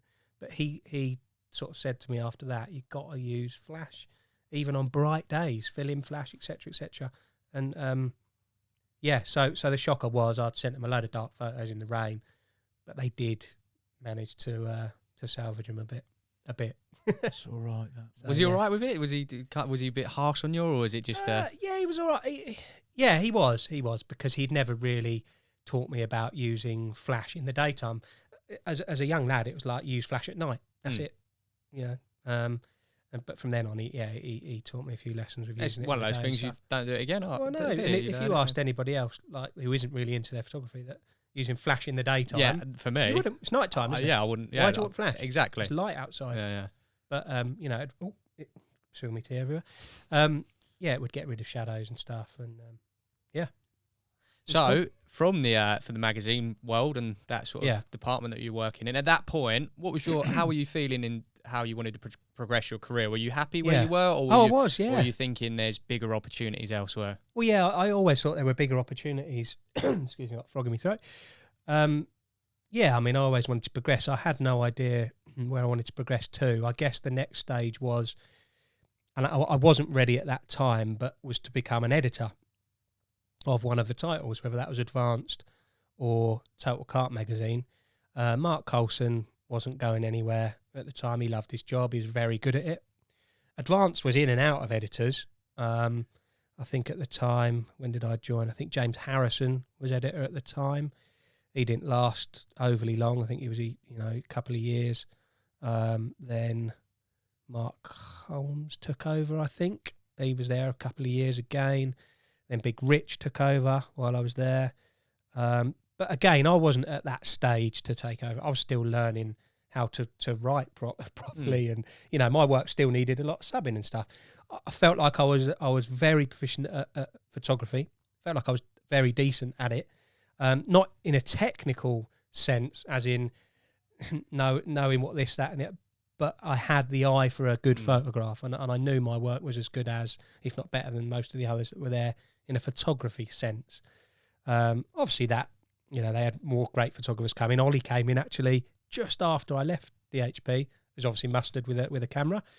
But my as an editor, I don't think I would have been quite organised and responsible enough at that time. But through the magazine, I met lots of people. I'd go out with guys from Fox, go out with guys from Nash, go out with guys from Corda. I got to know a lot of different people. And I remember going out with Ali one morning, Ali Hamidi even, at Old Berry Hill, beautiful lake. And I remember we got there just before first light in, I can't remember if it was spring or summer, but it was set to be a beautiful day. I knew there was going to be an amazing sunrise. Ali was faffing about and wasn't quite ready. But, I was only a young lad at the time as well. I would have been probably 24 maybe at the time. Ali's a big personality. Even back then, he was like, puffs his chest out. You know what he's like. Yeah, his personality is Ali. But at the time, I remember saying to him, we need to get out in this boat, because we were in a pump. We need to get out now, because I want to get that sunrise shot of him in the boat, paddling away with the sun just coming up. The perfect opening shot for a feature. And I managed to coax him into the boat, got him in the boat, took the most beautiful scenic. I'd love to find it now, because I remember it being a belter. They used it as a photograph on DHP's wall in the end, and it was used for other cool stuff as well. But I think with Ali at that time, I think he thought, bossy little bugger, but that's interesting. Like, he's bossed me into doing this to get that perfect bit of work, And I think that sort of got in Ali's head a little bit, in that I'd like him to work with me, because he's I don't know what the word is, but it's like proactive. Yeah. He's on it. He wants to do good work here. And then sort of later that year, I remember Joe Morgan. I think he'd left Corda at the time. To do Carp TV. It was. Yep. I remember receiving a phone call from Damien Clark, who was the sort of head honcho at Corda under Danny, of course. He ran the operations, and I remember receiving a phone call from him saying, do I fancy going for an interview? And we've got this role of, I don't know if it's like a media assistant or whatever, to Al. I was like, blimey, Corda. Like. So was that advertised, or did they just sort of headhunt? No, this was headhunt. This was a headhunt job. And I thought, wow, blimey, Corda at the time were on the rise big time. Yeah, they were still in the sheds, the Romford sheds. Yeah, they were like little caravan type things, really. And I remember going in there, having an interview with Dan, Al, and Damo all sitting at the table, Oh, which is intense, intense. You got Ali the Joker, like Damo, the sort of the quieter guy that would be staring at you, and Dan, the gaffer. What'd you do? Play the mum card? Should have done, shouldn't I? Brought my mum with me. Hope you don't mind. Yeah, that might have helped actually. But yeah, we were in like this little, it was like a shed, like a tin shed, and sat at the table. Nothing like it is now, or like here or anywhere. It was, so I sat at this table. I'd made like this little, it would probably look naff right now at an interview, but like a little sketchbook of like fish photos, my photography, some of my writing in the like I'd cut all stuff out of the magazine and stuff. And like I said, it would look really naff now, but at the time, there wasn't all this. There wasn't like loads of TV films and all that sort of stuff. Now, back then, it was magazines with a power. Yeah. And so I'd done magazine articles by myself. I'd ghostwritten for other people and stuff. And Dan was really like impressed by this little sketchbook. I think he's like, "Oh yeah, that's a nice carp, mate. Oh, that's a nice one." And I think my angling sort of helped because back then again, like Damo probably had, but Dan and Al, they hadn't caught anywhere near the carp that they'd caught now. Yeah. So back then, like some of the fish that I was catching were probably like pretty impressive from Linford and Dovecot and stuff. Yeah, yeah. And Dan was more interested in the fishing. Oh mate, how'd you get that one then? Like, and we'd be talking about that. But then Dave would into, look, Dan, we're in an interview here. We're not talking about fishing. Like, and I think my sort of knowledge of not knowledge of fishing, but my interest in fishing so much and in photography and stuff sort of helped me at that interview, and they saw something in me and employed me in the sheds. Yeah. Wow. So, yeah, I think I was, what was I doing at the time? Dan wanted me to basically be like a featured guy. In fact, that was probably one of the first times that a company it might have been the first, but it was one of the first times that a company had employed their own feature journalist sort of guy to go out with people and supply that to the magazines. Now, obviously, at that time, Dan's probably thinking, I can get more in the magazines here by having someone like this. I'll get my normal amount of stuff in the magazines, but if I'm giving them great content on a plate written by someone that's been in a magazine, I'm going to get more in here. Clever. Very clever. And that's what happened. And that happened. They had a European team. Even back then, they had some great European guys. And the European guys they weren't sort of set up like the UK at the time, where they'd have loads of journalists going out shooting stuff. So I would quite often go out with some foreign guys, shoot some work, and put it in, have it translated, put it in like Carper magazine or Root and Roller or Fish and Fang or whatever it was, and it'd be all translated and go into print. So, yeah. Wow. Then, that was how I was employed by them, and things progressed with them as well, yeah. So how long were you there for in total? Probably 5 years, 6 years, something like that. And what sort of progression I mean, that time? I progressed. I learned so much with those guys and have a lot to thank them for. They gave me my profile without a shadow of a doubt through filming, thinking tackles, through going in the magazines. I learned a lot from Al, from Dan, from Damo. Yeah. Very Very different things. I learned from Dan to be a good human. He is, for what anyone says, he is a great man that will do anything for anybody. From Ali, I learned the get up and go about life to almost like you could do whatever you want if you work hard enough type thing. Yeah. And Damo again through hard work and being a bit clever about things, really. Yeah. So I've got a lot to thank them for. I progressed from just this little photographer there to directing some of their fishing shows. I directed a couple of Fishing Guru shows. Nice. I got into Thinking Tackle, did some filming on me fishing with Al and Dan and Tom and that. And I really wanted to get into the filming side of things. And I remember saying to Ali that filming is where, I remember saying this. He'll probably say, no, you did. But I know I did. I said, it's going down filming route. We need to do more filming. And at the time, we were filming on not like memory card type things here. We were filming on like cassettes at the time. I had a Sony A1, I think it was called, which is like a cassette camera. Wow. Pretty naff thing. But we'd get okay filming on it just for blogs and stuff. Then they progressed into obviously purchasing really cool stuff, and then I showed an interest into actually directing the fishing shows how I wanted them to fit. So I did stuff with Dean Macy and people like that. Yeah, I still remember because I remember your Thinking Tackle at Sky Lakes. That's the one that popped into my head. What was your first appearance on the camera? Then would it have been? Did you do many Thinking Tackle? Yeah, I did a few. I think I did 3 or 4, something like that. But yeah, the first one was probably Sky Lakes, and it was me, Tom, and Dan. And me and Tom were like youngsters, just on camera, like shaking away, like wouldn't say boo to a goose at the time. Yeah. I remember Tom, like, had his scruffy long hair and that, and he was like a little youngster. Well, we both were really, and but we were good little anglers at the time. That's obviously why we were on there.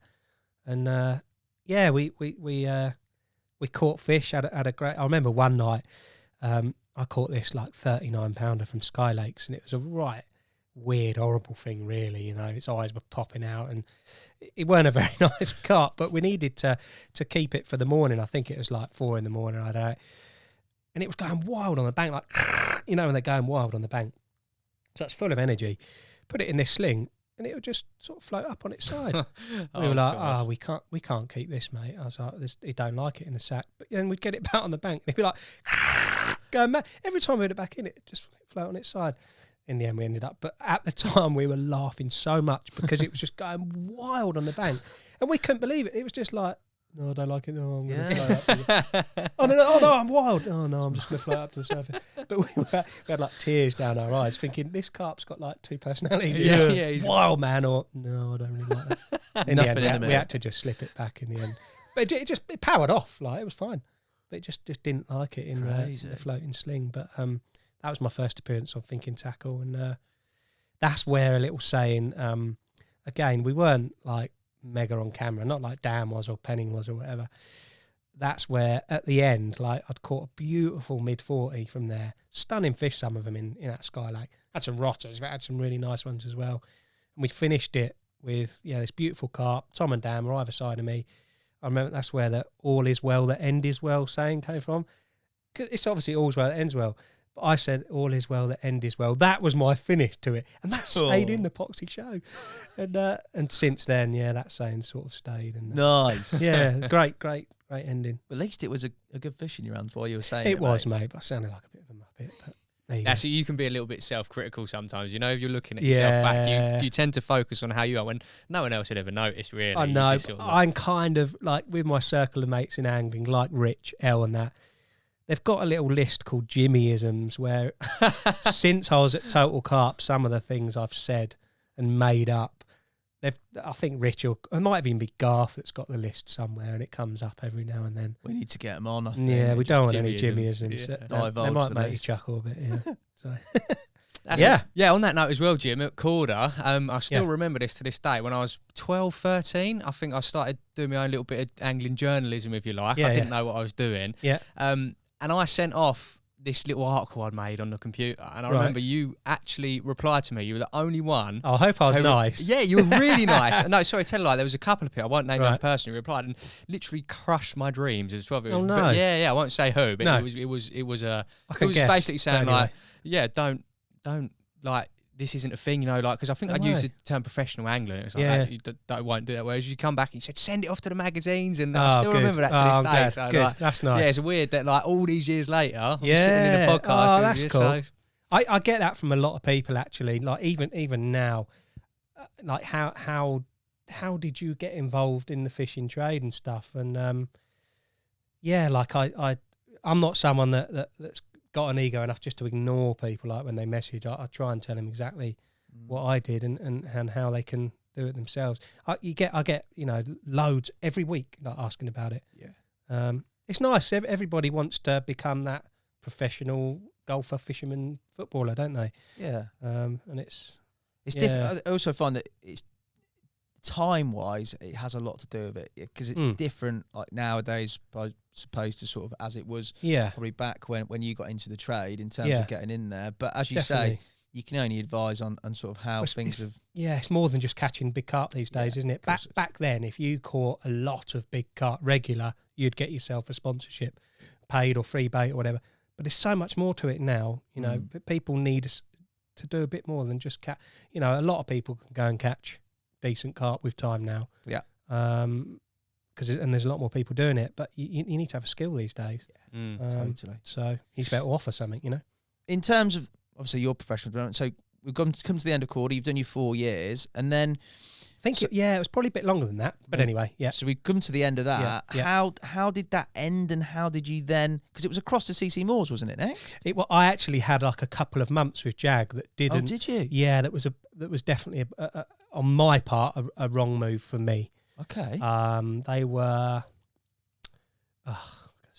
a lot more of an engineering firm than I'd come from.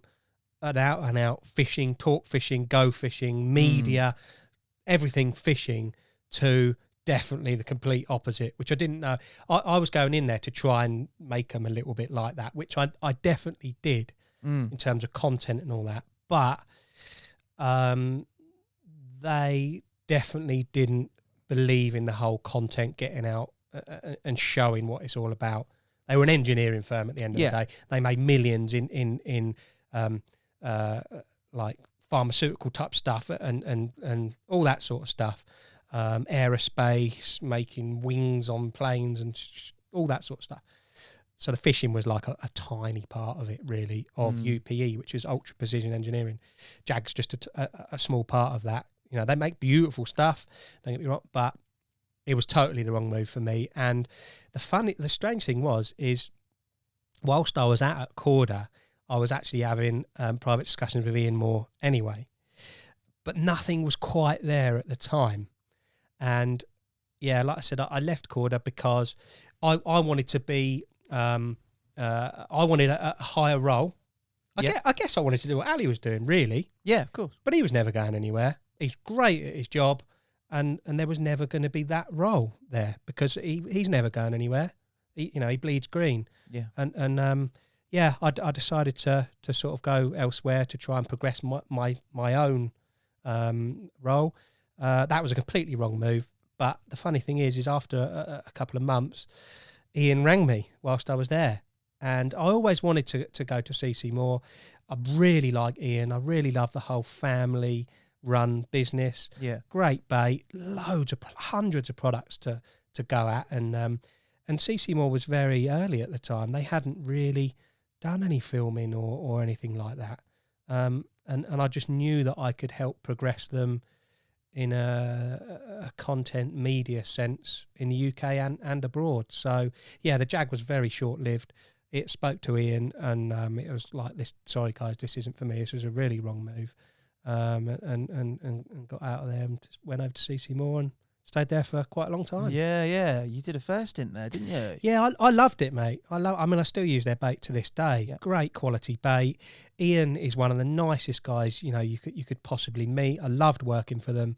Him and his brother sort of run the operations there. I definitely feel I took them to another level in terms of media, content, anglers, particularly in Europe. I really got them set up. They were already set up in Europe, but I really changed who we had there. I brought Etienne Giebel in to manage Germany. He was a very high profile, top class guy. Gio to handle the Benelux. Lillian was already there in France. Got contacts in Hungary and all that sort of thing. Yeah, that was mega, mate. And I had a lovely time with them. I had a really good time with CC Moore. And to this day, we've got our own little CC Moore group, just me, Ian, Mike Brown, and Alex Grice, little Grice monkey. I remember fishing. I remember that was we did a CC Moores day when I was at Angling Direct. We did. You came over to Crown Everall and Gricey was about. He's an absolute legend. That was lovely guy. Yeah, that was a good little session, mate. I enjoyed that. Caught a few as well, didn't we? We did. So yeah, I say I employed CC Moore employed, but I got Alex into CC Moore, and he's sort of taken over. Yeah, what I used to do, really. Yeah, and then very recent times, obviously, you've made the decision, by whatever means, to sort of go it yourself completely. Yeah. And I'm self-employed. I guess. cool tie. So probably, I'm thinking a bit from my point of view. I've got quite a young family. You've got a young, like a family now, and a young child. Like got another one on the way as well. Have you? Oh, Yeah, Congratulations. Yeah, end of Feb, got a little girl coming, so Mate. that'd be cool. Yeah, I've got a little girl. I'll pass on some tips. yeah, I'll do that. Don't listen to any of them. But that in terms of having a young family and then making that decision, I mean, I would probably be. I'd be not worried, but I'd be an apprehensive time. Yeah. So what prompted that? What sort of thought process was going on with regards to that decision? I wanted time. I think, you can't buy that. I worked hard at CC Moore, but got to a stage where I thought, do you know what? I want more time to do stuff, whether that's angling, to work on my own project, time with my family. Yeah, and over the years, I've built up a good following with people, lots of contacts in the fishing trade. I've been quite fortunate in housing. We got before I left CC Moore, we had sort of 3 houses that I rented out, our own and a couple of others. We sold one last year. We've got another one rented out. So I did okay there with the housing. And after talking to my missus about it, she's a clever girl. She's an accountant as well. So she does quite well. They're the ones, mate, aren't they? So yeah, we talked about it. I said, look, I want to do something off my own back now. I had a little project with Gilly as well, which I'm still building at, and we talked it over a lot. And it was a risky thing, but we worked on the worst possible case scenario in that I earned 0 money, and we worked out that it could still work in the worst possible case scenario because of her, because we've got a couple of houses, we rent, blah, blah, blah. We said, even in the worst case scenario, we can still get by okay. But obviously that, I was hoping that was never going to happen, and it hasn't. So I took the plunge. When was it? We're in November. So, over a year ago now. Has it been a year, it's the best thing I've ever done, yeah. So I've got time now, Yeah. So what exactly does your role involve now? Obviously, you've got your tuitions. Yeah, and then I do loads of different stuff now. So obviously I get paid by sponsors to go fishing, use their gear, etc., etc. So that helps a lot. I do tuitions as well. Don't do loads of tuitions.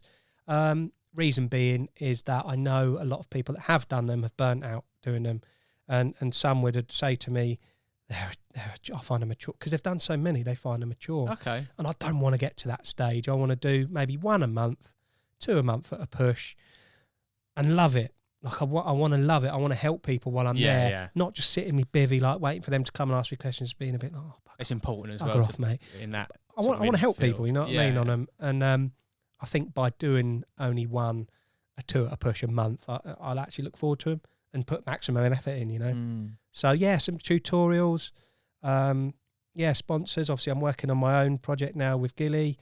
That's sort of that is my week and year really. Yeah, was there a fixed plan with that when you came out of like being self-employed? You were like, right, I'm gonna look for sponsors, I'm gonna sort Gilly out, or was it just like, as sometimes in life things just fall into place? No, I did have a bit of a plan. I'd spoke to Paul at Ridge Monkey quite a few times in that whole year really, about becoming an angler for them and doing quite involved sort of angler role, as in on the Great Escapes, doing some filming, blah blah blah, as an angler. Obviously before it was always as an employee, but this was just purely as an angler, and some others as well, staying with CC Moore, etc. But obviously I couldn't sort of discuss that until after with CC Moore because I was employed by him. And I've always been asked for tuitions, always. So I knew I always had that to fall back on. People have always wanted to do them, and I've never done them. But I thought, they're reasonable dollar, just like golf lessons, really. I could just do tuitions constantly, but that was always there to fall back on as well. So yeah, there was a plan. Like I'd always discussed with another guy that I'm doing Gilly with to do our own project. Whether that, I mean, it's working now. Whether that works in 10 years, I don't know. But I'm going to make it work. For those that don't know what Gilly is, yeah, so it's basically a platform that helps anglers pinpoint venues and holidays. It's very early stages. Obviously, it's quite time intensive. But the ultimate goal is to create like a platform where someone could go on, put their requirements in for angling anywhere, holidays or whatever, and we will find that for you, basically. We're slowly developing it. There's things at the moment like where you're going to be able to leave like almost like a TripAdvisor review system on each venue and stuff. So people can go on there, tell people how they fished it, what they thought of it. Did it have clean bogs? Did it have facilities? Did it not? Did it? And yeah, so we want to make it a bit of a hub of fisheries where people can go and find out more information about fisheries, really. Yeah. Nice, man. And holidays, ultimately. So I was looking last year, sorry to interrupt, mate. Yeah. Last year I was looking at holidays to Costa Rica. Say holidays, it was actually our honeymoon. But I wanted to mix some fishing in, obviously. But I've had a bit of a dream to catch a rooster fish. Again, after watching, I touched on it earlier, like Rex Hunt and Matt Hayes and stuff. There was just something about them, like those huge sort of dorsal fins, and there was something special about them, the colours of them, and et cetera, et cetera. And to find information about that sort of fishing was like next to nothing. And I thought loads of people would want to, wanting to find out about tarpon fishing over in Florida or whatever. There just isn't really anything like it. Yeah, of course, there's like little charter boat websites, but there's no hub of, I want to go and catch a tarpon in Florida. Like, where can I go? Who can I use and stuff? And that's my ultimate plan. It's going to take a lot of time and effort. But that's my ultimate goal, mate. Or, I want to catch a 3-pound perch from a river in Buckinghamshire. Where do I go? Yeah, nice. Yeah. Ongoing. So, it is, mate. It's a big project, but a good one. One day. Yeah, exactly. We'll get there. I mentioned at the start of this podcast there are some relatively new features that will be coming on the old Nash pod, and this Off the Hook podcast second new feature is a little section called Words of Wisdom. So now you've just divulged there. You've been around some of the top figures in angling. You've had quite a long career already in angling. It's still going. I'm going to ask you, what is the best piece of advice you've received within the fishing industry and outside of fishing that impacts or that you live by to this day? It's probably a few people say, sorry. Tenacity, I guess, and effort in everything. In all aspects of life, really, whether it's football, golf, fishing, business or whatever. I've learned to be tenacious, be in people's ear holes to an extent where you're pushing for that better goal and putting in that effort, that extra hour at work or at fishing or on the driving range. I think is a great thing to have in life. Just effort and being a bit tenacious, in everything. That's helped me anyway, mate. Yeah, and I'm willing to learn. That was a big thing. Yeah. Nice, mate. Very nice. Cool. Anybody specific really instill that in you? I mean, most of the places I've worked, Jim Foster at DHP and David Hall himself.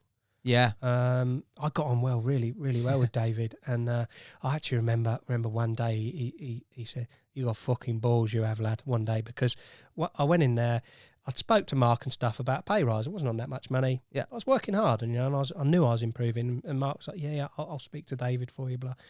Mark had to be a middleman. He couldn't say, "Yeah, I'll give you a $5,000 pay rise." It's not up to him. But nothing was really happening. I felt like it was being a bit put off. And probably like Kevin's got here, like David's got like this big office, and no one would go in there. It wasn't. He'd be in there with his big cigar, a bit of whiskey and that on the go. No one would really go in there unless they were in trouble, And I thought one day, I thought I'm just going to go in there. I'm gonna knock on the door. I'm gonna go in there. I'm gonna say I want a pay rise. So I was only low 20s or whatever. But I thought, I'm getting nowhere here. I'm gonna go and try and make this happen. So I knocked on the door. He let me in. said, well, what do you want, lad? And I was like, I just want to discuss, my efforts, and I feel like I need to be rewarded, David. He sort of laughed. I had a little puff on his cigar, and first of all, we started talking about. I was playing a lot of cricket at the time as well, and David was a real keen cricketer, and I got on well. I think we had that thing in common where he loved cricket, and we actually had a company cricket do against another company. I remember scoring like 80 not out and winning it. Like me and Mark Coulson. Mark Coulson was good at it as well. We opened the batting. I don't think either of us got out, and we won the game. Ever since then, I was David's like little golden boy. And I went in there and got chatting to her about it, about cricket, blah blah blah. And he was like, "So, how much do you want? What are you asking?" So, I'm not too sure, David. I just need a little rise. Like, $4,000 on your pay. I'll give you $4,000 extra a year. Is that all right? Yeah, mate, that was all right. I was expecting result, like little grand, because back then it was a decent little rise. And I was like, okay, mate, cool. I'll sort it on your paper and see you later on, mate. Like shut the door, away I went. Nothing to lose in situations like that. No, yeah, it just exactly. shows you. So I think David instilled that. You've got balls, lad. That was his comment at the end. That was cool. And then I took stuff from sort of Ali and Dan, their motivation to make things happen, and then on to CC Moore. Ian is an incredibly hard worker, so that definitely rubbed off as well. And then on to now, I guess. Yeah, pretty mad. Quality, mate. We've glossed over a lot of your angling achievements there.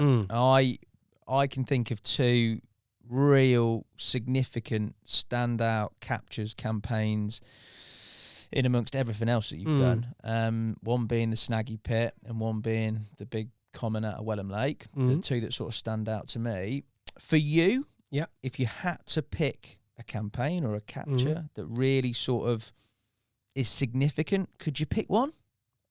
I don't think I could pick. I don't know what's some of my most sort of treasured oldest carp in my album was probably a little place called Eggett's in Cambridge. It was a linear.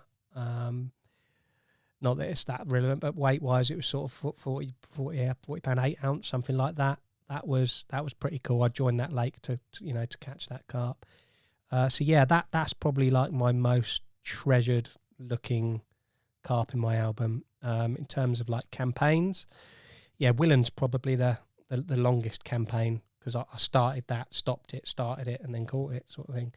Talk us through that, because that's an interesting one. That's a big old park lake, isn't it? Yeah, huge, and there are a lot of snags, not in the actual snaggy sense, but there are a lot of snags to stop you catching carp out of there. It's got to be anything between 70 and 80 acres, I would think, maybe a tad smaller. But it's like a huge, open, rough old park lake in the middle of Milton Keynes. You get all sorts walking around, dog walkers, cyclists, dogs jumping the swims in front of you, and you can't do a lot. It's a park lake. Cyclists. I had one night on there a few years ago where I had a carp at like 3 a.m. It was hammering it down with rain, like monsoon-like rain. There's a guy just walking around on his phone, like no hood up, nothing, pitch black, 3 a.m. on his phone. And I later got told that apparently it's amazing to find Pokemon, like virtual Pokemon things. No way. Apparently you find, I don't know, Gonzo on the old Pokemon thing. How old was this bloke? I don't know. It was pitch black, but he was just walking around on his phone. Like, oh, you get old. You get like 30 years old doing it. Like, not really my thing, but I was a bit like, this is a bit weird. Get on the Magic car. But it was hammering down with rain. And no hood up, nothing. You've got to want it at this level. Do you know? Oh, so that was crazy. You get a lot of weird things happening. There's boats on there. There's a big aqua park in the middle of the lake where, like wipeout, like a wipeout type thing on the lake. There's a whole bank, like acres of no fishing, out of bounds water, restaurant. Oh mate, it's a bit of a pig. So you're really up against it without even thinking about the actual fish behaviour, I suppose. Yeah, exactly. You've got to have the mentality that you're not. I actually quite like all that, the hustle and bustle of all of that. I like it. I lock myself away in the bivvy at night, zip down, and if I hear people walking past at like 2, 3 a.m, but I've hardly got a guard dog, but Barley's in the bottom of the bag, like. But if you don't know what's in there, then hopefully it gets people away. But Yeah, I've had a couple of weird sort of things down there. People asking to take pictures of me when me rods and that, which is all a bit weird. Yeah, like gangs of people, which I'm like, no, not really, mate. No, but they do it anyway. Really? And you think like, I don't feel that safe here tonight. Yeah, you are nothing's nothing's you're pretty well groomed, good looking lad on his own with some bit rods. Weird, yeah. But I've got a Rottweiler of a dog, haven't I? Yeah. But so up against it on there. So how did you tackle that then? Because obviously, I'm hoping you're at the end of what you wanted to catch out of there with that capture. I've still got a bit of unfinished business on there, but yeah, he or she is the king of the lake, queen of the lake, whatever. Yeah, that's the biggest one in there. So how did you go about obviously tackling or getting over all these obstacles, but also trying to pinpoint the fish? Well, the lake I'd actually been fishing. I've flirted with that lake for years and years. My mum and dad used to walk me around there as a kid, like in a little pushchair. Wow. Again, it's quite close to home. It's Milton Keynes. It's somewhere where you take kids to feed the ducks, the geese, and all that sort of stuff. Go out in pedalos, little swans, and all that sort of stuff. So it's a nice little place to go with the family and stuff. Yeah. So they used to take me there. Probably used to fish it. Yeah, I do remember fishing it with my old man for like little bits and bobs. But yeah, it was like obviously later on that I started carp fishing it, knowing that common was in there. And at the time, it wouldn't have been as big. It would have been maybe low 40s to mid 40s. Did quite a lot of time on there. Again, this is going back to maybe 10 years, 8, 9, 10 years, something like that. And it actually had a stock of fish going, beautiful scaly ones, 12, 13 pounders, like a big influx, like maybe 60, 70 fish, something like that.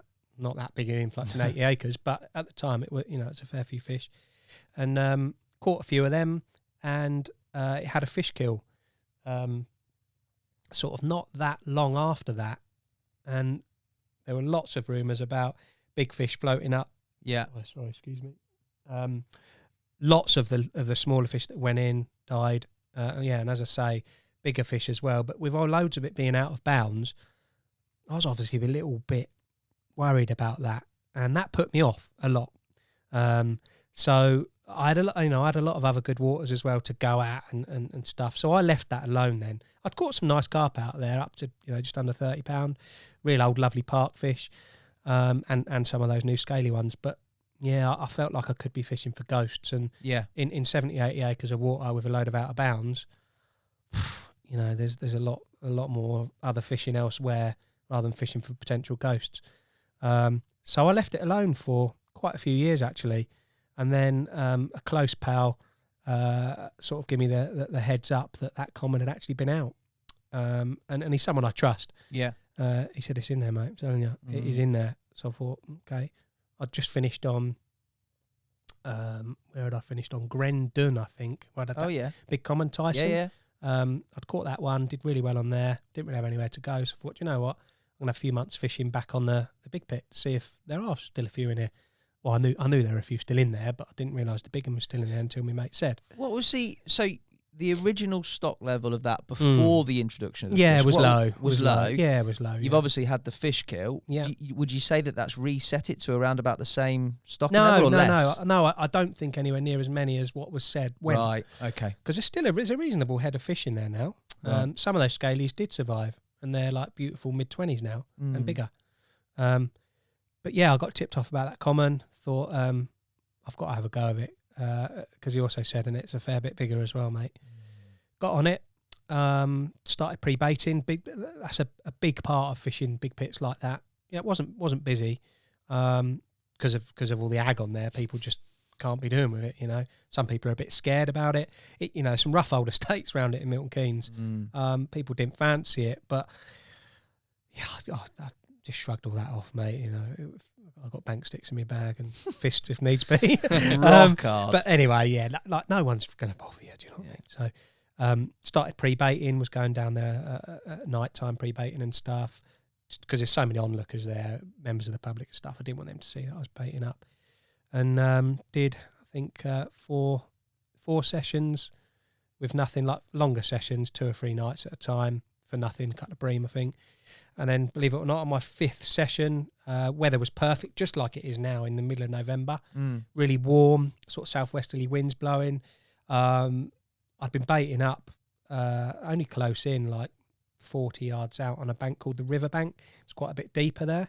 Lo and behold, I had 3 fish that night, and the third rod that went, sort of first rod went, second rod went, third one went, and turned out to be that big one, yeah. Big one. And it's by far like the hardest fighting fish I've ever had. Really? When it popped up, I couldn't believe it. Yeah. How big was it exactly? Exactly 48. Oh, it was upper 40s. And ounces, yeah. Cool, that's incredible. It was a big carp, yeah, big carp, just perfect mouth, Yeah. like not a scale out of place. I got Elle to come and do the pictures, do a bit for SIP, and they were blown away just as much as I was. Couldn't believe it. We'll overlay some pictures on this, mate. Yeah, it was amazing, like the most perfect common, and that I've ever seen. Tactically, really. Pre-bait wise, what were you using? Boilie, tigers? Yeah, out and out boilie, Yeah. mate. Big, bigger baits, like a sweet cream live system. It was perfect for this time of year. There's loads of bream in there. No, I was just about to ask that if there was going to be a problem. Yeah, loads of bream. So if you use particles and bits, you can catch. Mate, I've had sessions where I've had like 15 bream and stuff, all big uns, like 9-10 pounders, proper ones. Yeah, which can be a pain in the neck. Yeah, if you're fishing for carp. So, yeah, mad, mate. So I did all that time. It had died, came back to life, and I caught it 5 sessions later. That's the right result, mate. Yeah. And you said a proper big pit, big fish battle. Yeah, it was, mate. Yeah, stripping. That probably took me 15-20 minutes to land. I remember it popping up in the, because opposite is a big restaurant, a gym restaurant, like a Toby Carvery type thing, car parks and that. So it's all lit up on the far bank. And I remember seeing it silhouetting in sort of the street lights. And did you know it was that fish? Wow, no, not necessarily, because there are a couple of other big ones in there. Yeah. Again, but I didn't know whether they'd died or not. But when I saw the tail, sort of, you could almost see the silhouette of your lead and the tail at the other end. And I thought, yeah, that is a long carp. Yeah, you obviously get the inkling that it's that one, and in she went. Squeaky bum time when playing that. Oh, mate, yeah, it was, yeah, because it did keep zipping off every time it comes in there. It'd zip off again, and there was a bit of weed around, but there were also loads of like buoys, because it's a boating lake. There's like buoys everywhere. God. And I remember it zipping off, taking 30-40 yards of line. I thought, if that takes another load, that's going to get to that buoy. I couldn't clamp down. It was too powerful. No, yeah, exactly.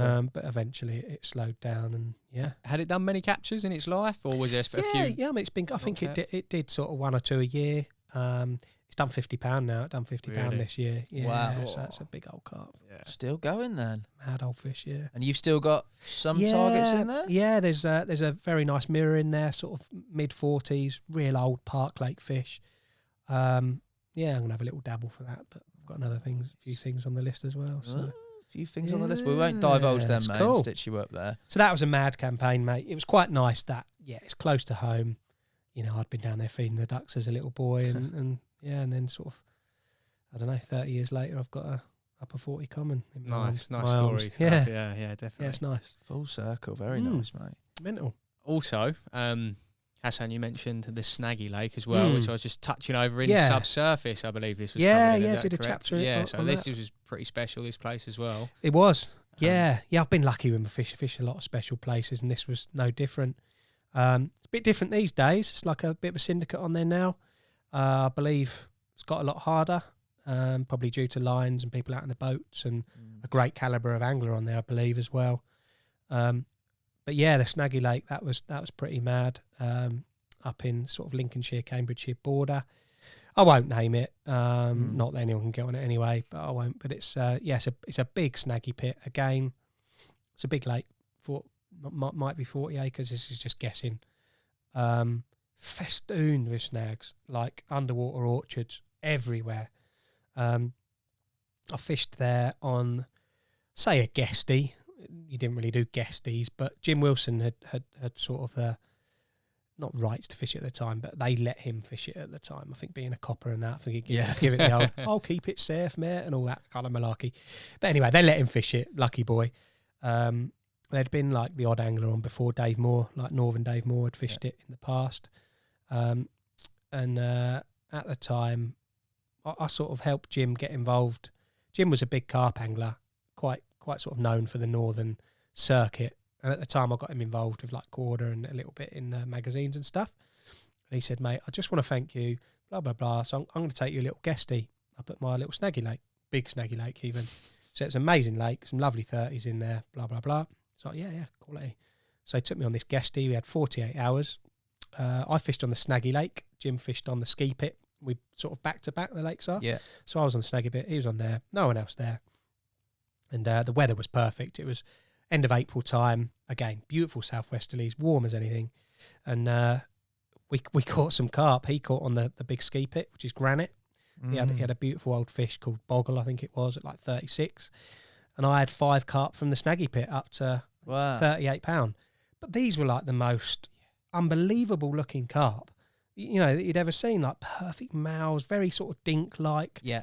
But they were real characters, you know. The one I caught just under 38, it's like this big humpy sort of thing. And it was a really cool lake. Although Jim knew some of the stock, it was really unknown, really. We never knew quite what was in there. We knew there was some big fish in it, but until we got out in that boat and fished it properly a year later, we knew there were 30s in there, but we never knew quite what it held. We knew they were very old strain of carp. That complex was actually available to fish, probably going back 10 years or so, maybe more than that. So there were some lovely old carp around that we knew had been put in here. We never knew how much they'd grown or anything like that. Especially, you know, no one was fishing it. No anglers' baits were going in it, so we thought they might just be, you know, around the 30 pound mark, which was again was great anyway. Yeah. Obviously, after that session, I said to Jim, "Look, mate, I'd love to come here, like fish it myself, like what you're doing." And Jim kindly got me access to it the year after, and we had a couple of years of the most magical fishing ever, really. Sounds like sounds amazing, yeah. Yeah, I mean, like we would try not to fish it at the same time. I was really into my campaign fishing at the time. It's before Hux was born. Yeah. You know, I was driving from my house up to it's like Peterborough way, so it's probably an hour and 10 minutes, a few times a week to purely bait up, get out in the boat, learn about spots where the fish would be, what was in there. You know, and I saw some sights when I was doing that, you know, jaw-droppingly incredible carp swimming about. And we experienced some pretty spectacular fishing, of some old fossils, really. Those images in the subsurface 3 are incredible, mate. They're incredible carp, aren't they? They are. And we never realised that they would, you know, they'd be going to near upper 40s, you know, of pretty unknown. They, you know, the odd one with actually some pictures. People have sent us pictures of guys that used to fish the lake next to it back in the day. That those fish were put into the Snaggy pit. So we've got, you know, we've seen pictures of 15, 18 pounders that I was holding at 46. You know, wow. Of just pretty much untouched carp. Yeah. You said at the start, obviously the Snaggy pit gets its name from being absolutely festooned in snags. Joke. So what did you have to do? Were you geared up for that test of angling? What did you have to do tactically? No, it took me a while to crack it. Like in the end, like I beefed up my gear to braided main lines. Big size 4-hooks, powerful braid, and it was all boat work. The takes in there were just obscene. Like because it was so snaggy, I was fishing pretty locked up, and the takes they weren't just they were like smack gone. You know what I mean? And you had to be on. I will say it in this pod. I lost a rod in there. Did you? Gone. I was fishing again up against snags.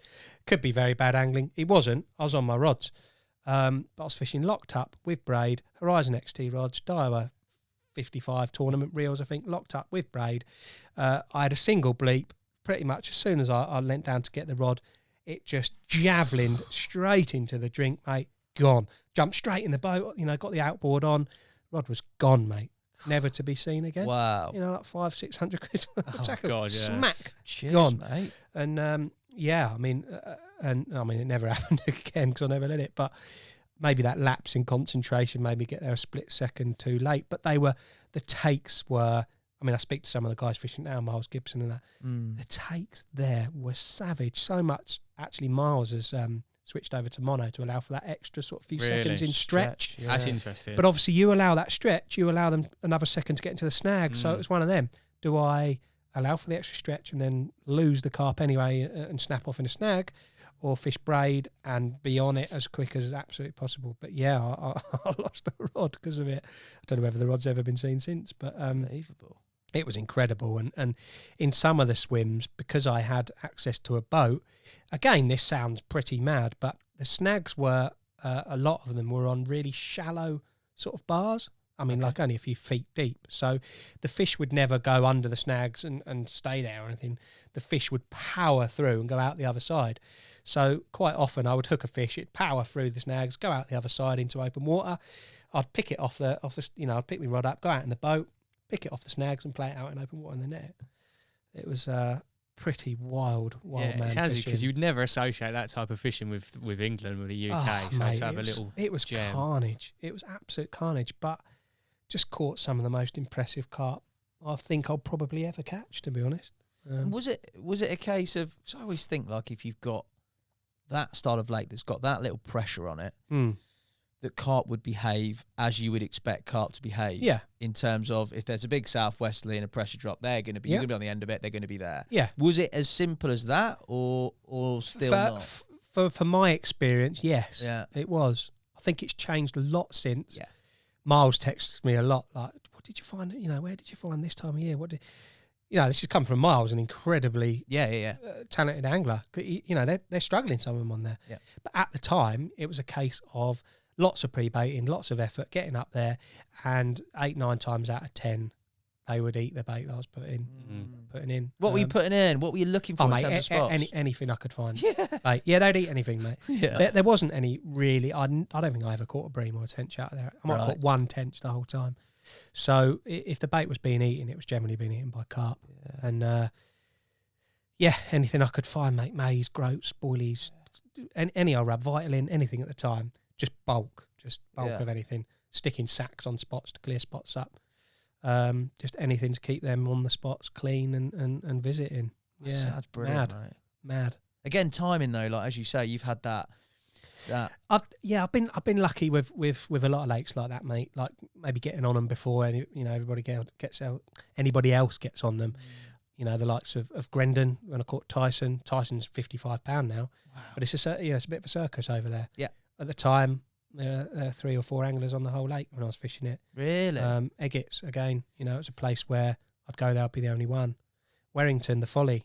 Again, I think it's got a few 50-pounders now. I've got all them fish at like upper 30s and stuff when it was empty with people. So I guess it's quite good having a bit of a list of lakes to try and jump on before anyone else. You got to get a bit lucky as well to get on them. Difficult these days. Very difficult. Yeah. Very difficult, mate. But they're out there. And if you're prepared to spend time on Google Earth and do some research, and they are there, mate. They are there.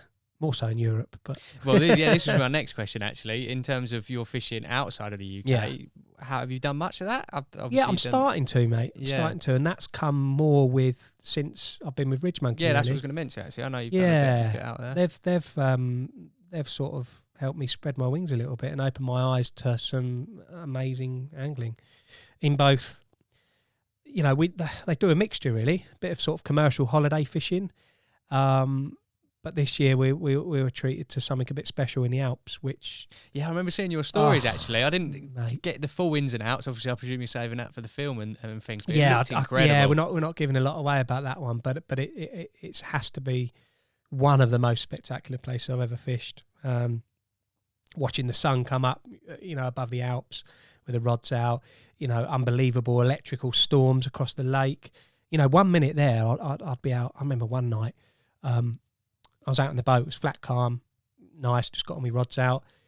When I was out in the boat, like the flick of a switch, it turned into 20, 30 mile an hour wind, storm, lightning. While I was out in the boat, on my own, it just at the flick of a switch, the weather just turned. You were quite high up though, weren't you? We were, mate, yeah, very high up. I mean, like Jay and Dave had the old bivvy zip down. I remember shouting, like, help me out here, like, because I was trying to get my rods out, and when it's flat calm or a bit of wind and sun, you could just hop out the boat yourself, put them on the rod. but the waves were crashing into the boat and stuff. And typical me, like I went out on a fairly low battery as well, because I'd been out there all the time putting baits out, blah blah blah, and so I didn't have much power left on the outboard, and I was a bit worried, if I'm honest. But it was a monsoon like downpour, waves crashing, like they couldn't hear me. I was screaming like either that or they were ignoring me on purpose because it was hammering down. You're probably just peeking out, just going, look at Jim over there. You'll be all right, mate. Is he all right? But yeah, I mean, I got back in the end. But the some of the experiences there were just incredible. Yeah, just amazing fishing. I got very, very lucky on that trip.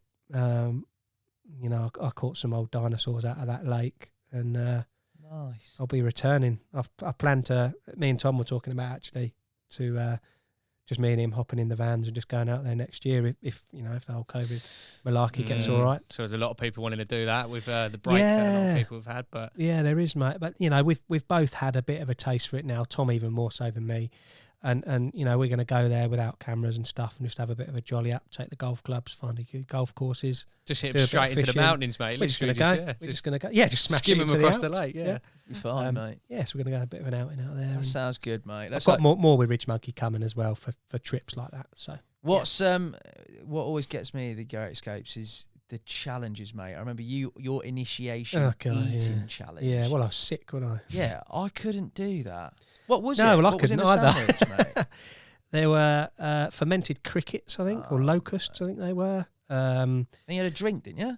Yeah, I had a drink of made up, I don't know, like ground up locusts and chilies, flakes, and mate, it was just disgusting. It looks like a brilliant bunch of lads having a laugh. They're very good. But then I'd cut off at that point, mate, because I couldn't stomach it.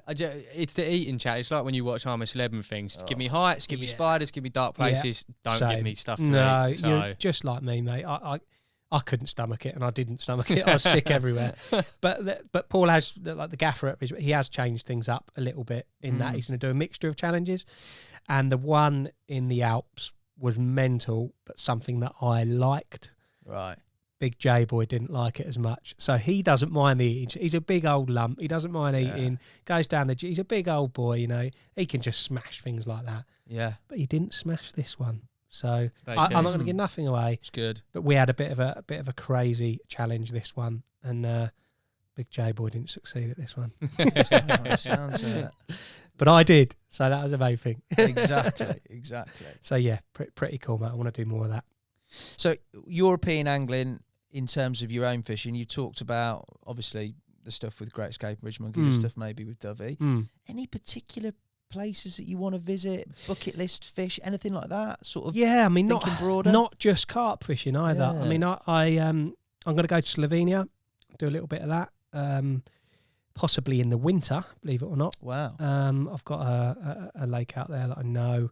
I'm going to go and fish with a couple of friends that does bites in the height of winter, which would be pretty different and pretty cold, I reckon. But it'd be pretty mad, that. Yeah. I've got a trip with my old mate Willem Quinton. We're going to go and do some perch fishing in Holland, where they grow just to monstrous proportions. What else? I want to go and do some more exotic fishing. That rooster fishing in Costa Rica was just an absolute joke. I've been invited to go to Puerto Vallarta in Mexico to do some more sort of exotic fishing, which would be pretty cool for like possibly a game for roosters and big game fish. Cool. So yeah, I want to get about a bit, mate, and do a bit more. And if we can mix it with a holiday with Hux and the missus, then we will. I was just about to say, how's that for you? Trying to find a balance between being self-employed, being active in terms of Gilly, Ridge Monkey, CC Moores, your own angling, having a young child, having another one, a missus. Well, that was the whole point in going self-employed, really. I wanted time, mate. I wanted time in my life. And although I've got, I'm doing loads of different things, not being employed by someone means that, I don't get phone calls. Oh, James, can you do this? Blah, blah, blah. Yeah. Don't get that anymore. Well, I do from the missus, you know what I mean? Can you paint the fucking, paint the whatever it is. The entire house. Although I have to say, she does a lot more of that than I do. Probably because I'm fishing. But there is a big balance. But I've got time now, so I'll drop Hux at school. I'll go and pick him up from school some days. I'll spend the afternoon with him, which a lot of people don't have the luxury of doing. So definitely now being self-employed, I have more time to spend with the family, but it also gives me more time to then go angling as well. Yeah. She's very understanding. She knows that fishing is my life, work, interest, everything. So we've got a bit of a deal where, you know, I'm allowed to do a couple of nights a week or sessions or whatever. Clip that so I can show my missus Hassan when you're doing the export on this. Clip that, and I'm going to say, listen, look, you can do both. You No, see? she's understanding, mate. And like, although she can't at the minute, like she does stuff. You know, she goes and plays netball and that sort of stuff. Not now, obviously, because of the COVID. But when you can, she's got interests and stuff, and I'll have hucks and we'll go and do bits and all that while she does stuff. So, What about her and fishing? Taking it? no chance, mate. Really? No, Just a straight she'd be no? too good at it. Right. I know, it's the same as golf. Like, she said, can we go and play 9 holes? No. No, absolutely not. Because if you're better than me, I'll be furious. I'm going to cry. we before hucks, we did a bit of like, we'd go and have a laugh playing badminton and stuff in the evenings just to keep fit and have a bit of giggle. But she was too good, mate. I'm a nightmare, competitive. Yeah. I'd be macaroning it like fucking yeah. Really? Yeah, if she were in it, I'd be like smacking the wall. Full on and stuff domestics? well, not domestic, but I'd be like whacking the racket on the wall and stuff. Like because she's competitive as well. She's a very good runner and stuff. When she was a bit younger, and we'd fight to the death, mate. I'd like to see that. Maybe we need to. But she's good. She's good at stuff. So if I got her into fishing, she'd want to catch the biggest, and I would, and you know what I mean. Get a bit too competitive. So. You'd be fighting over swims. Yeah, no fishing for her, mate, or golf. No way. But Huxley, on the other hand, he's been out with you, mate. He hasn't has. He has. Yeah. I can't take him for long. He's a typical 3 and 3.75 year old lad. He'll concentrate for a little bit, and then he'll be like throwing stones in the water and throwing maggots at me and stuff. But he loves it for a short time. Yeah. You know, we have to name the fish after Thomas the Tank Engine. Yeah. Engines, and one will be called Thomas, Stephen, and Henry. But if we do it like that, he stays interested for a while. But the whole looking at the float and all that, no chance yet. He's young, isn't he? Yeah, he's too young for all that. But he's definitely got an interest in it to a small extent. Like I took him out the park playing golf yesterday, just hitting the ball about. And I'm going to try and get him into that sort of stuff. Yeah. Hopefully be a pro golfer rather than a pro fisherman. Life changer though, mate, no? First child, like... Yeah, mate, yeah, big time. I never saw myself as a responsible dad. But it's lovely. It's lovely. You know, I can see a little mini me there. So yeah, too right. Yeah, mate. it's cool. I'm talking a little bit about social media. So obviously you have a very, very good social media following. As you said before, it's important for you to get back to everybody, communicate and sort of absolutely do all that. Yeah. So for you, in terms of social media, how do you view it in terms of a positive and negative balance, mate, with regards to carp fishing? Yeah, I think the negative side of it is keyboard warriors and bitchiness, definitely for negativity. You know, people can just write any old comment on there, and these are people probably that you see when you see in person, they probably wouldn't say boo to a goose, but they can over a computer and the internet. So I think that's negative. And the other, I say this is negative, the other negative side is nothing's ever a secret anymore. Now, people that are on it, like we're probably our own world's worst enemy in that we talk about stuff and then we moan a little bit that the banks might be a little bit busier. So the negative side is it's probably making banks busier and there are no more secrets. But that's also on the positive side in that it's making fishing more popular, which helps me in my job. So it's a bit of a sort of double-edged sword, really. Yeah. So, and positive...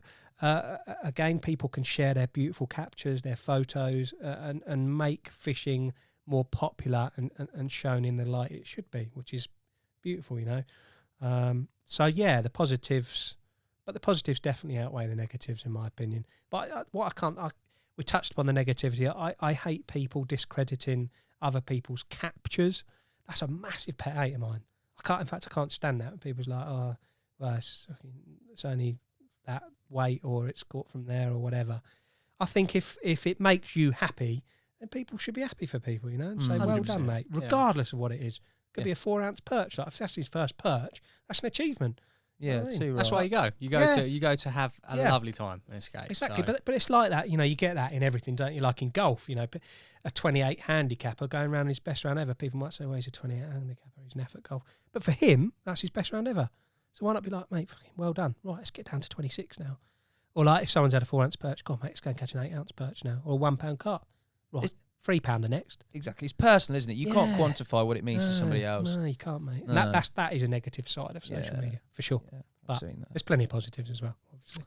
On Yeah. the theme of social media and Right. comments, mate. Oh, God. It's a very Nash thing to do, mate. Another new feature to the pod, which we'll run from time to time, is Right. the people versus. And today it's the people versus Oh, Jimmy wonderful. Armstrong. Okay. So and to be fair, I'm going to say this, I've picked through a lot of videos that you've done because you've got Jimmy's Fishing Life, CC Moore's, Yeah, I do Ridge a few. Monkey. There's a Yeah. lot on there, Yeah. and there's not a lot of negative comments that I can pick out. You're weird. You're just being nice. I'm not. So either you've got a very good filter, Yeah, they'd getting probably be rid of it. deleted. Or- mod work. or you just don't get very many of them. So I've picked out 3 absolute choice ones Thanks. for you to react to in Okay. true Nash style, mate. Right. Okay. These may not make the final cut edit, but either way, it's a laugh. Yeah, go for it. mate. I'll read them to you, mate. Okay. I'll tell you which video they're from as well. Right, This okay. video is from your Park Lake, Welham Lake campaign on a very hot summer diary piece from the Heavy Kid. The Heavy Kid. Well, that says it all anyway. He's Yeah. steady. Why are you dressed like a fishing boy band member? I don't know what I'd have been. I might have been Waders, digging waders a no vest. top, and a backwards cap, mate. That's what you're wearing. Ah, come on. That's hunky, that, isn't it? Why am I dressed like that? Probably because it was scorching hot. I don't know why I was dressed like that. You do some silly things, don't you? Probably because it was so hot. Yeah, waders are good in the Wearing heat. a cap to shade my, well, if it's back to front, shade my neck. Nice. But Good then I thinking. wasn't. I was probably going for the old suntan on the body. Strap marks. Yeah, as the well, wader you've got, tan, and there's mate. nothing like a bit of sweating in the waders, is there? I don't know, mate. One of them, innit? That's good. That's all right. The next one, Mm. this was on a autumn and winter. Your autumn boilie rig and Right. bait. CC Moore's Paper United.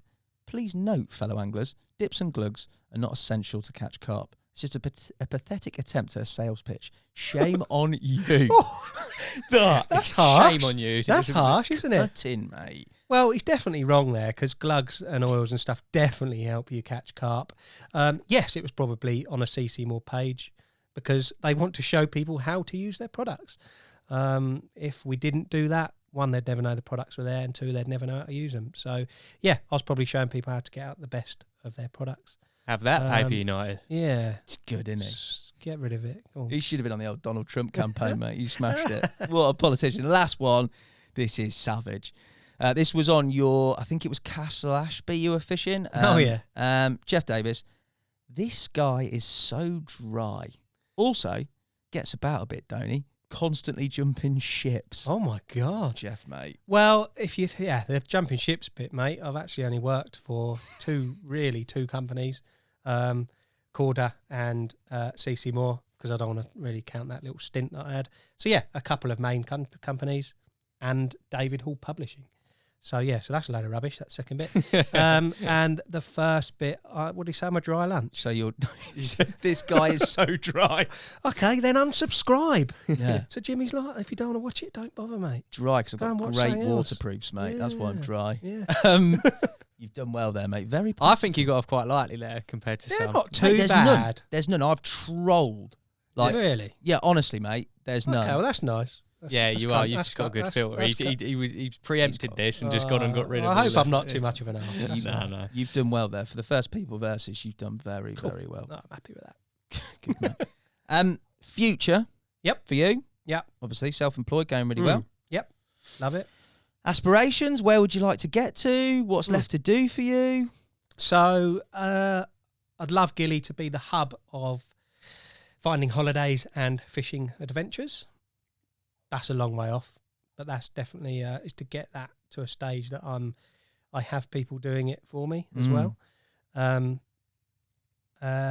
To get my lad grown up in a polite sort of way where he's successful and hopefully can take out some of my bad points. And replace them with the good. To bring up a family the way I want to.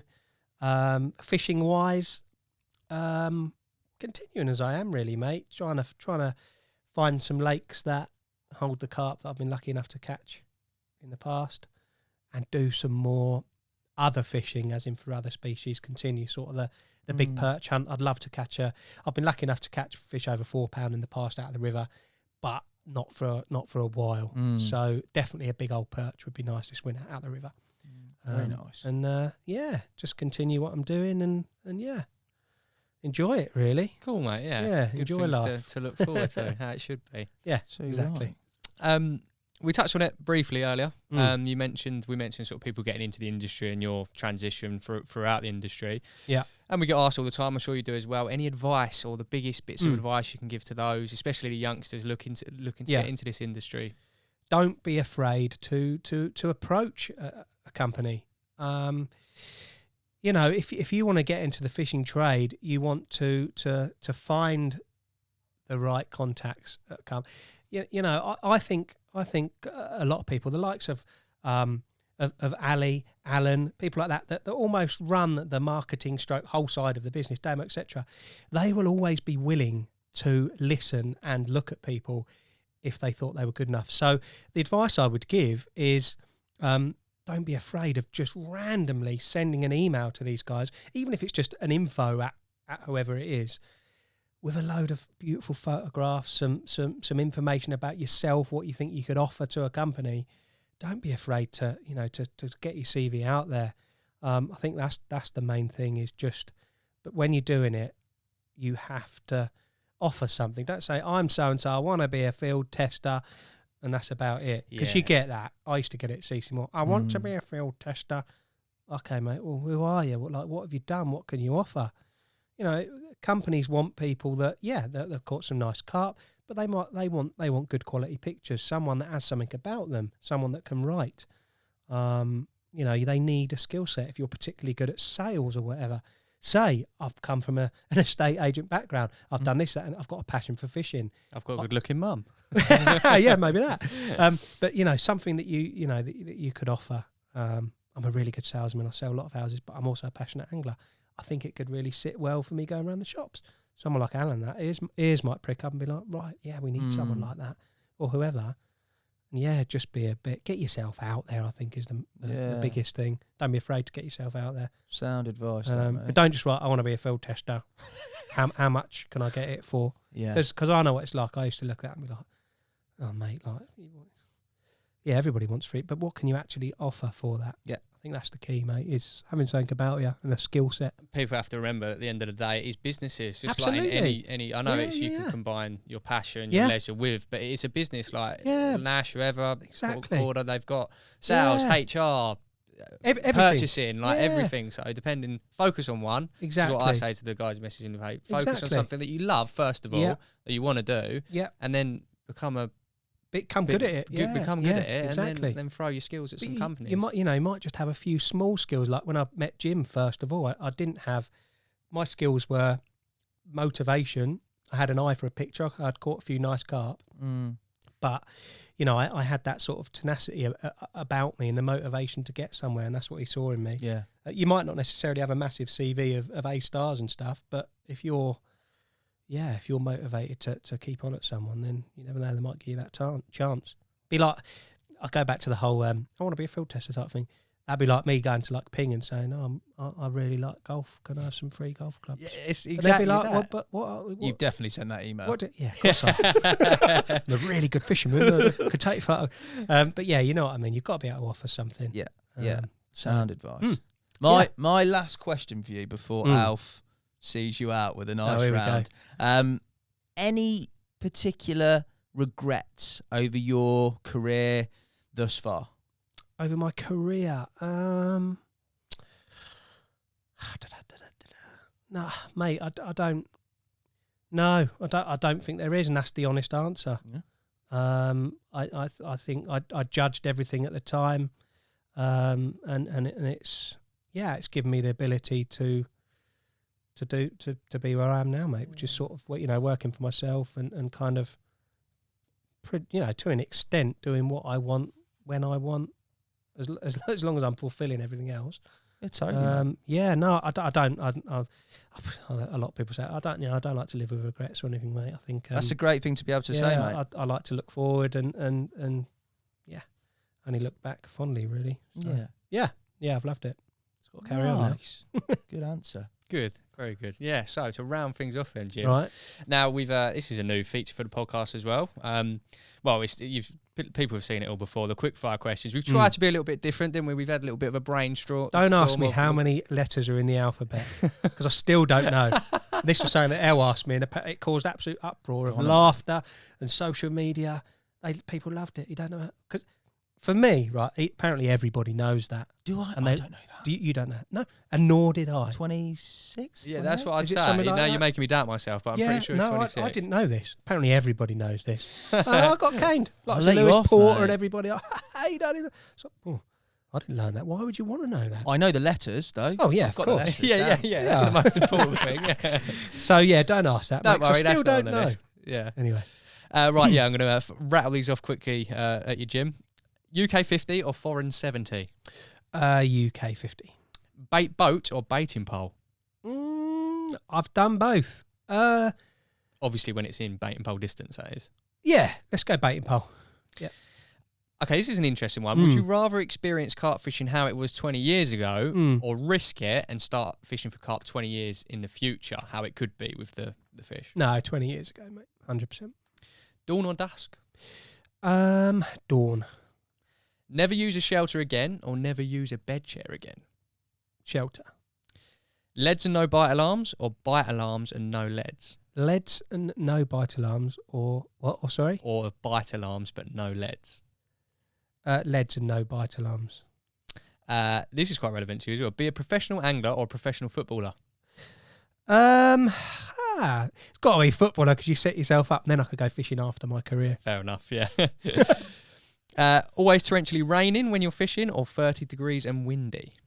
Always raining. Would you rather catch 10/20s or 140? 140.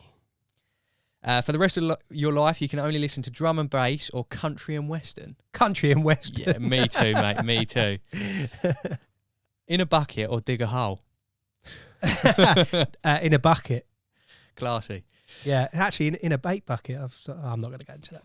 Yeah, we could go In a too bag. far down. Obviously. Would you rather fish a 2-week session without changing your socks or without changing your underwear? Yeah, without changing socks. Hang on, have I said that right? No, I want to change my pants, yeah? So, yeah. Yeah. Yeah. Hook choice, bright or match the hatch? Match the hatch. Camo or olive? I like to wear like camo and olive mixture. I don't like an all-in-one of each. Okay, very nice. And finally, date night with the missus or hit the lake on the end of a big pressure drop in the southwest. She knows what I would say here, but because I'm on the podcast, I'm going to say with the missus. But I'm probably lying a little bit. Will she listen to this? Maybe if I tell her about it. But now, she knows. Yeah, she knows I'd probably go fishing. He's whispered it as well. Jimmy, mate, thank you so much for coming on. Thank all of you guys for downloading or viewing it, and we'll see you next time with another Nash Off the Hook podcast. Absolutely. Thanks very much, Jim. We'll see you soon. Thanks, guys.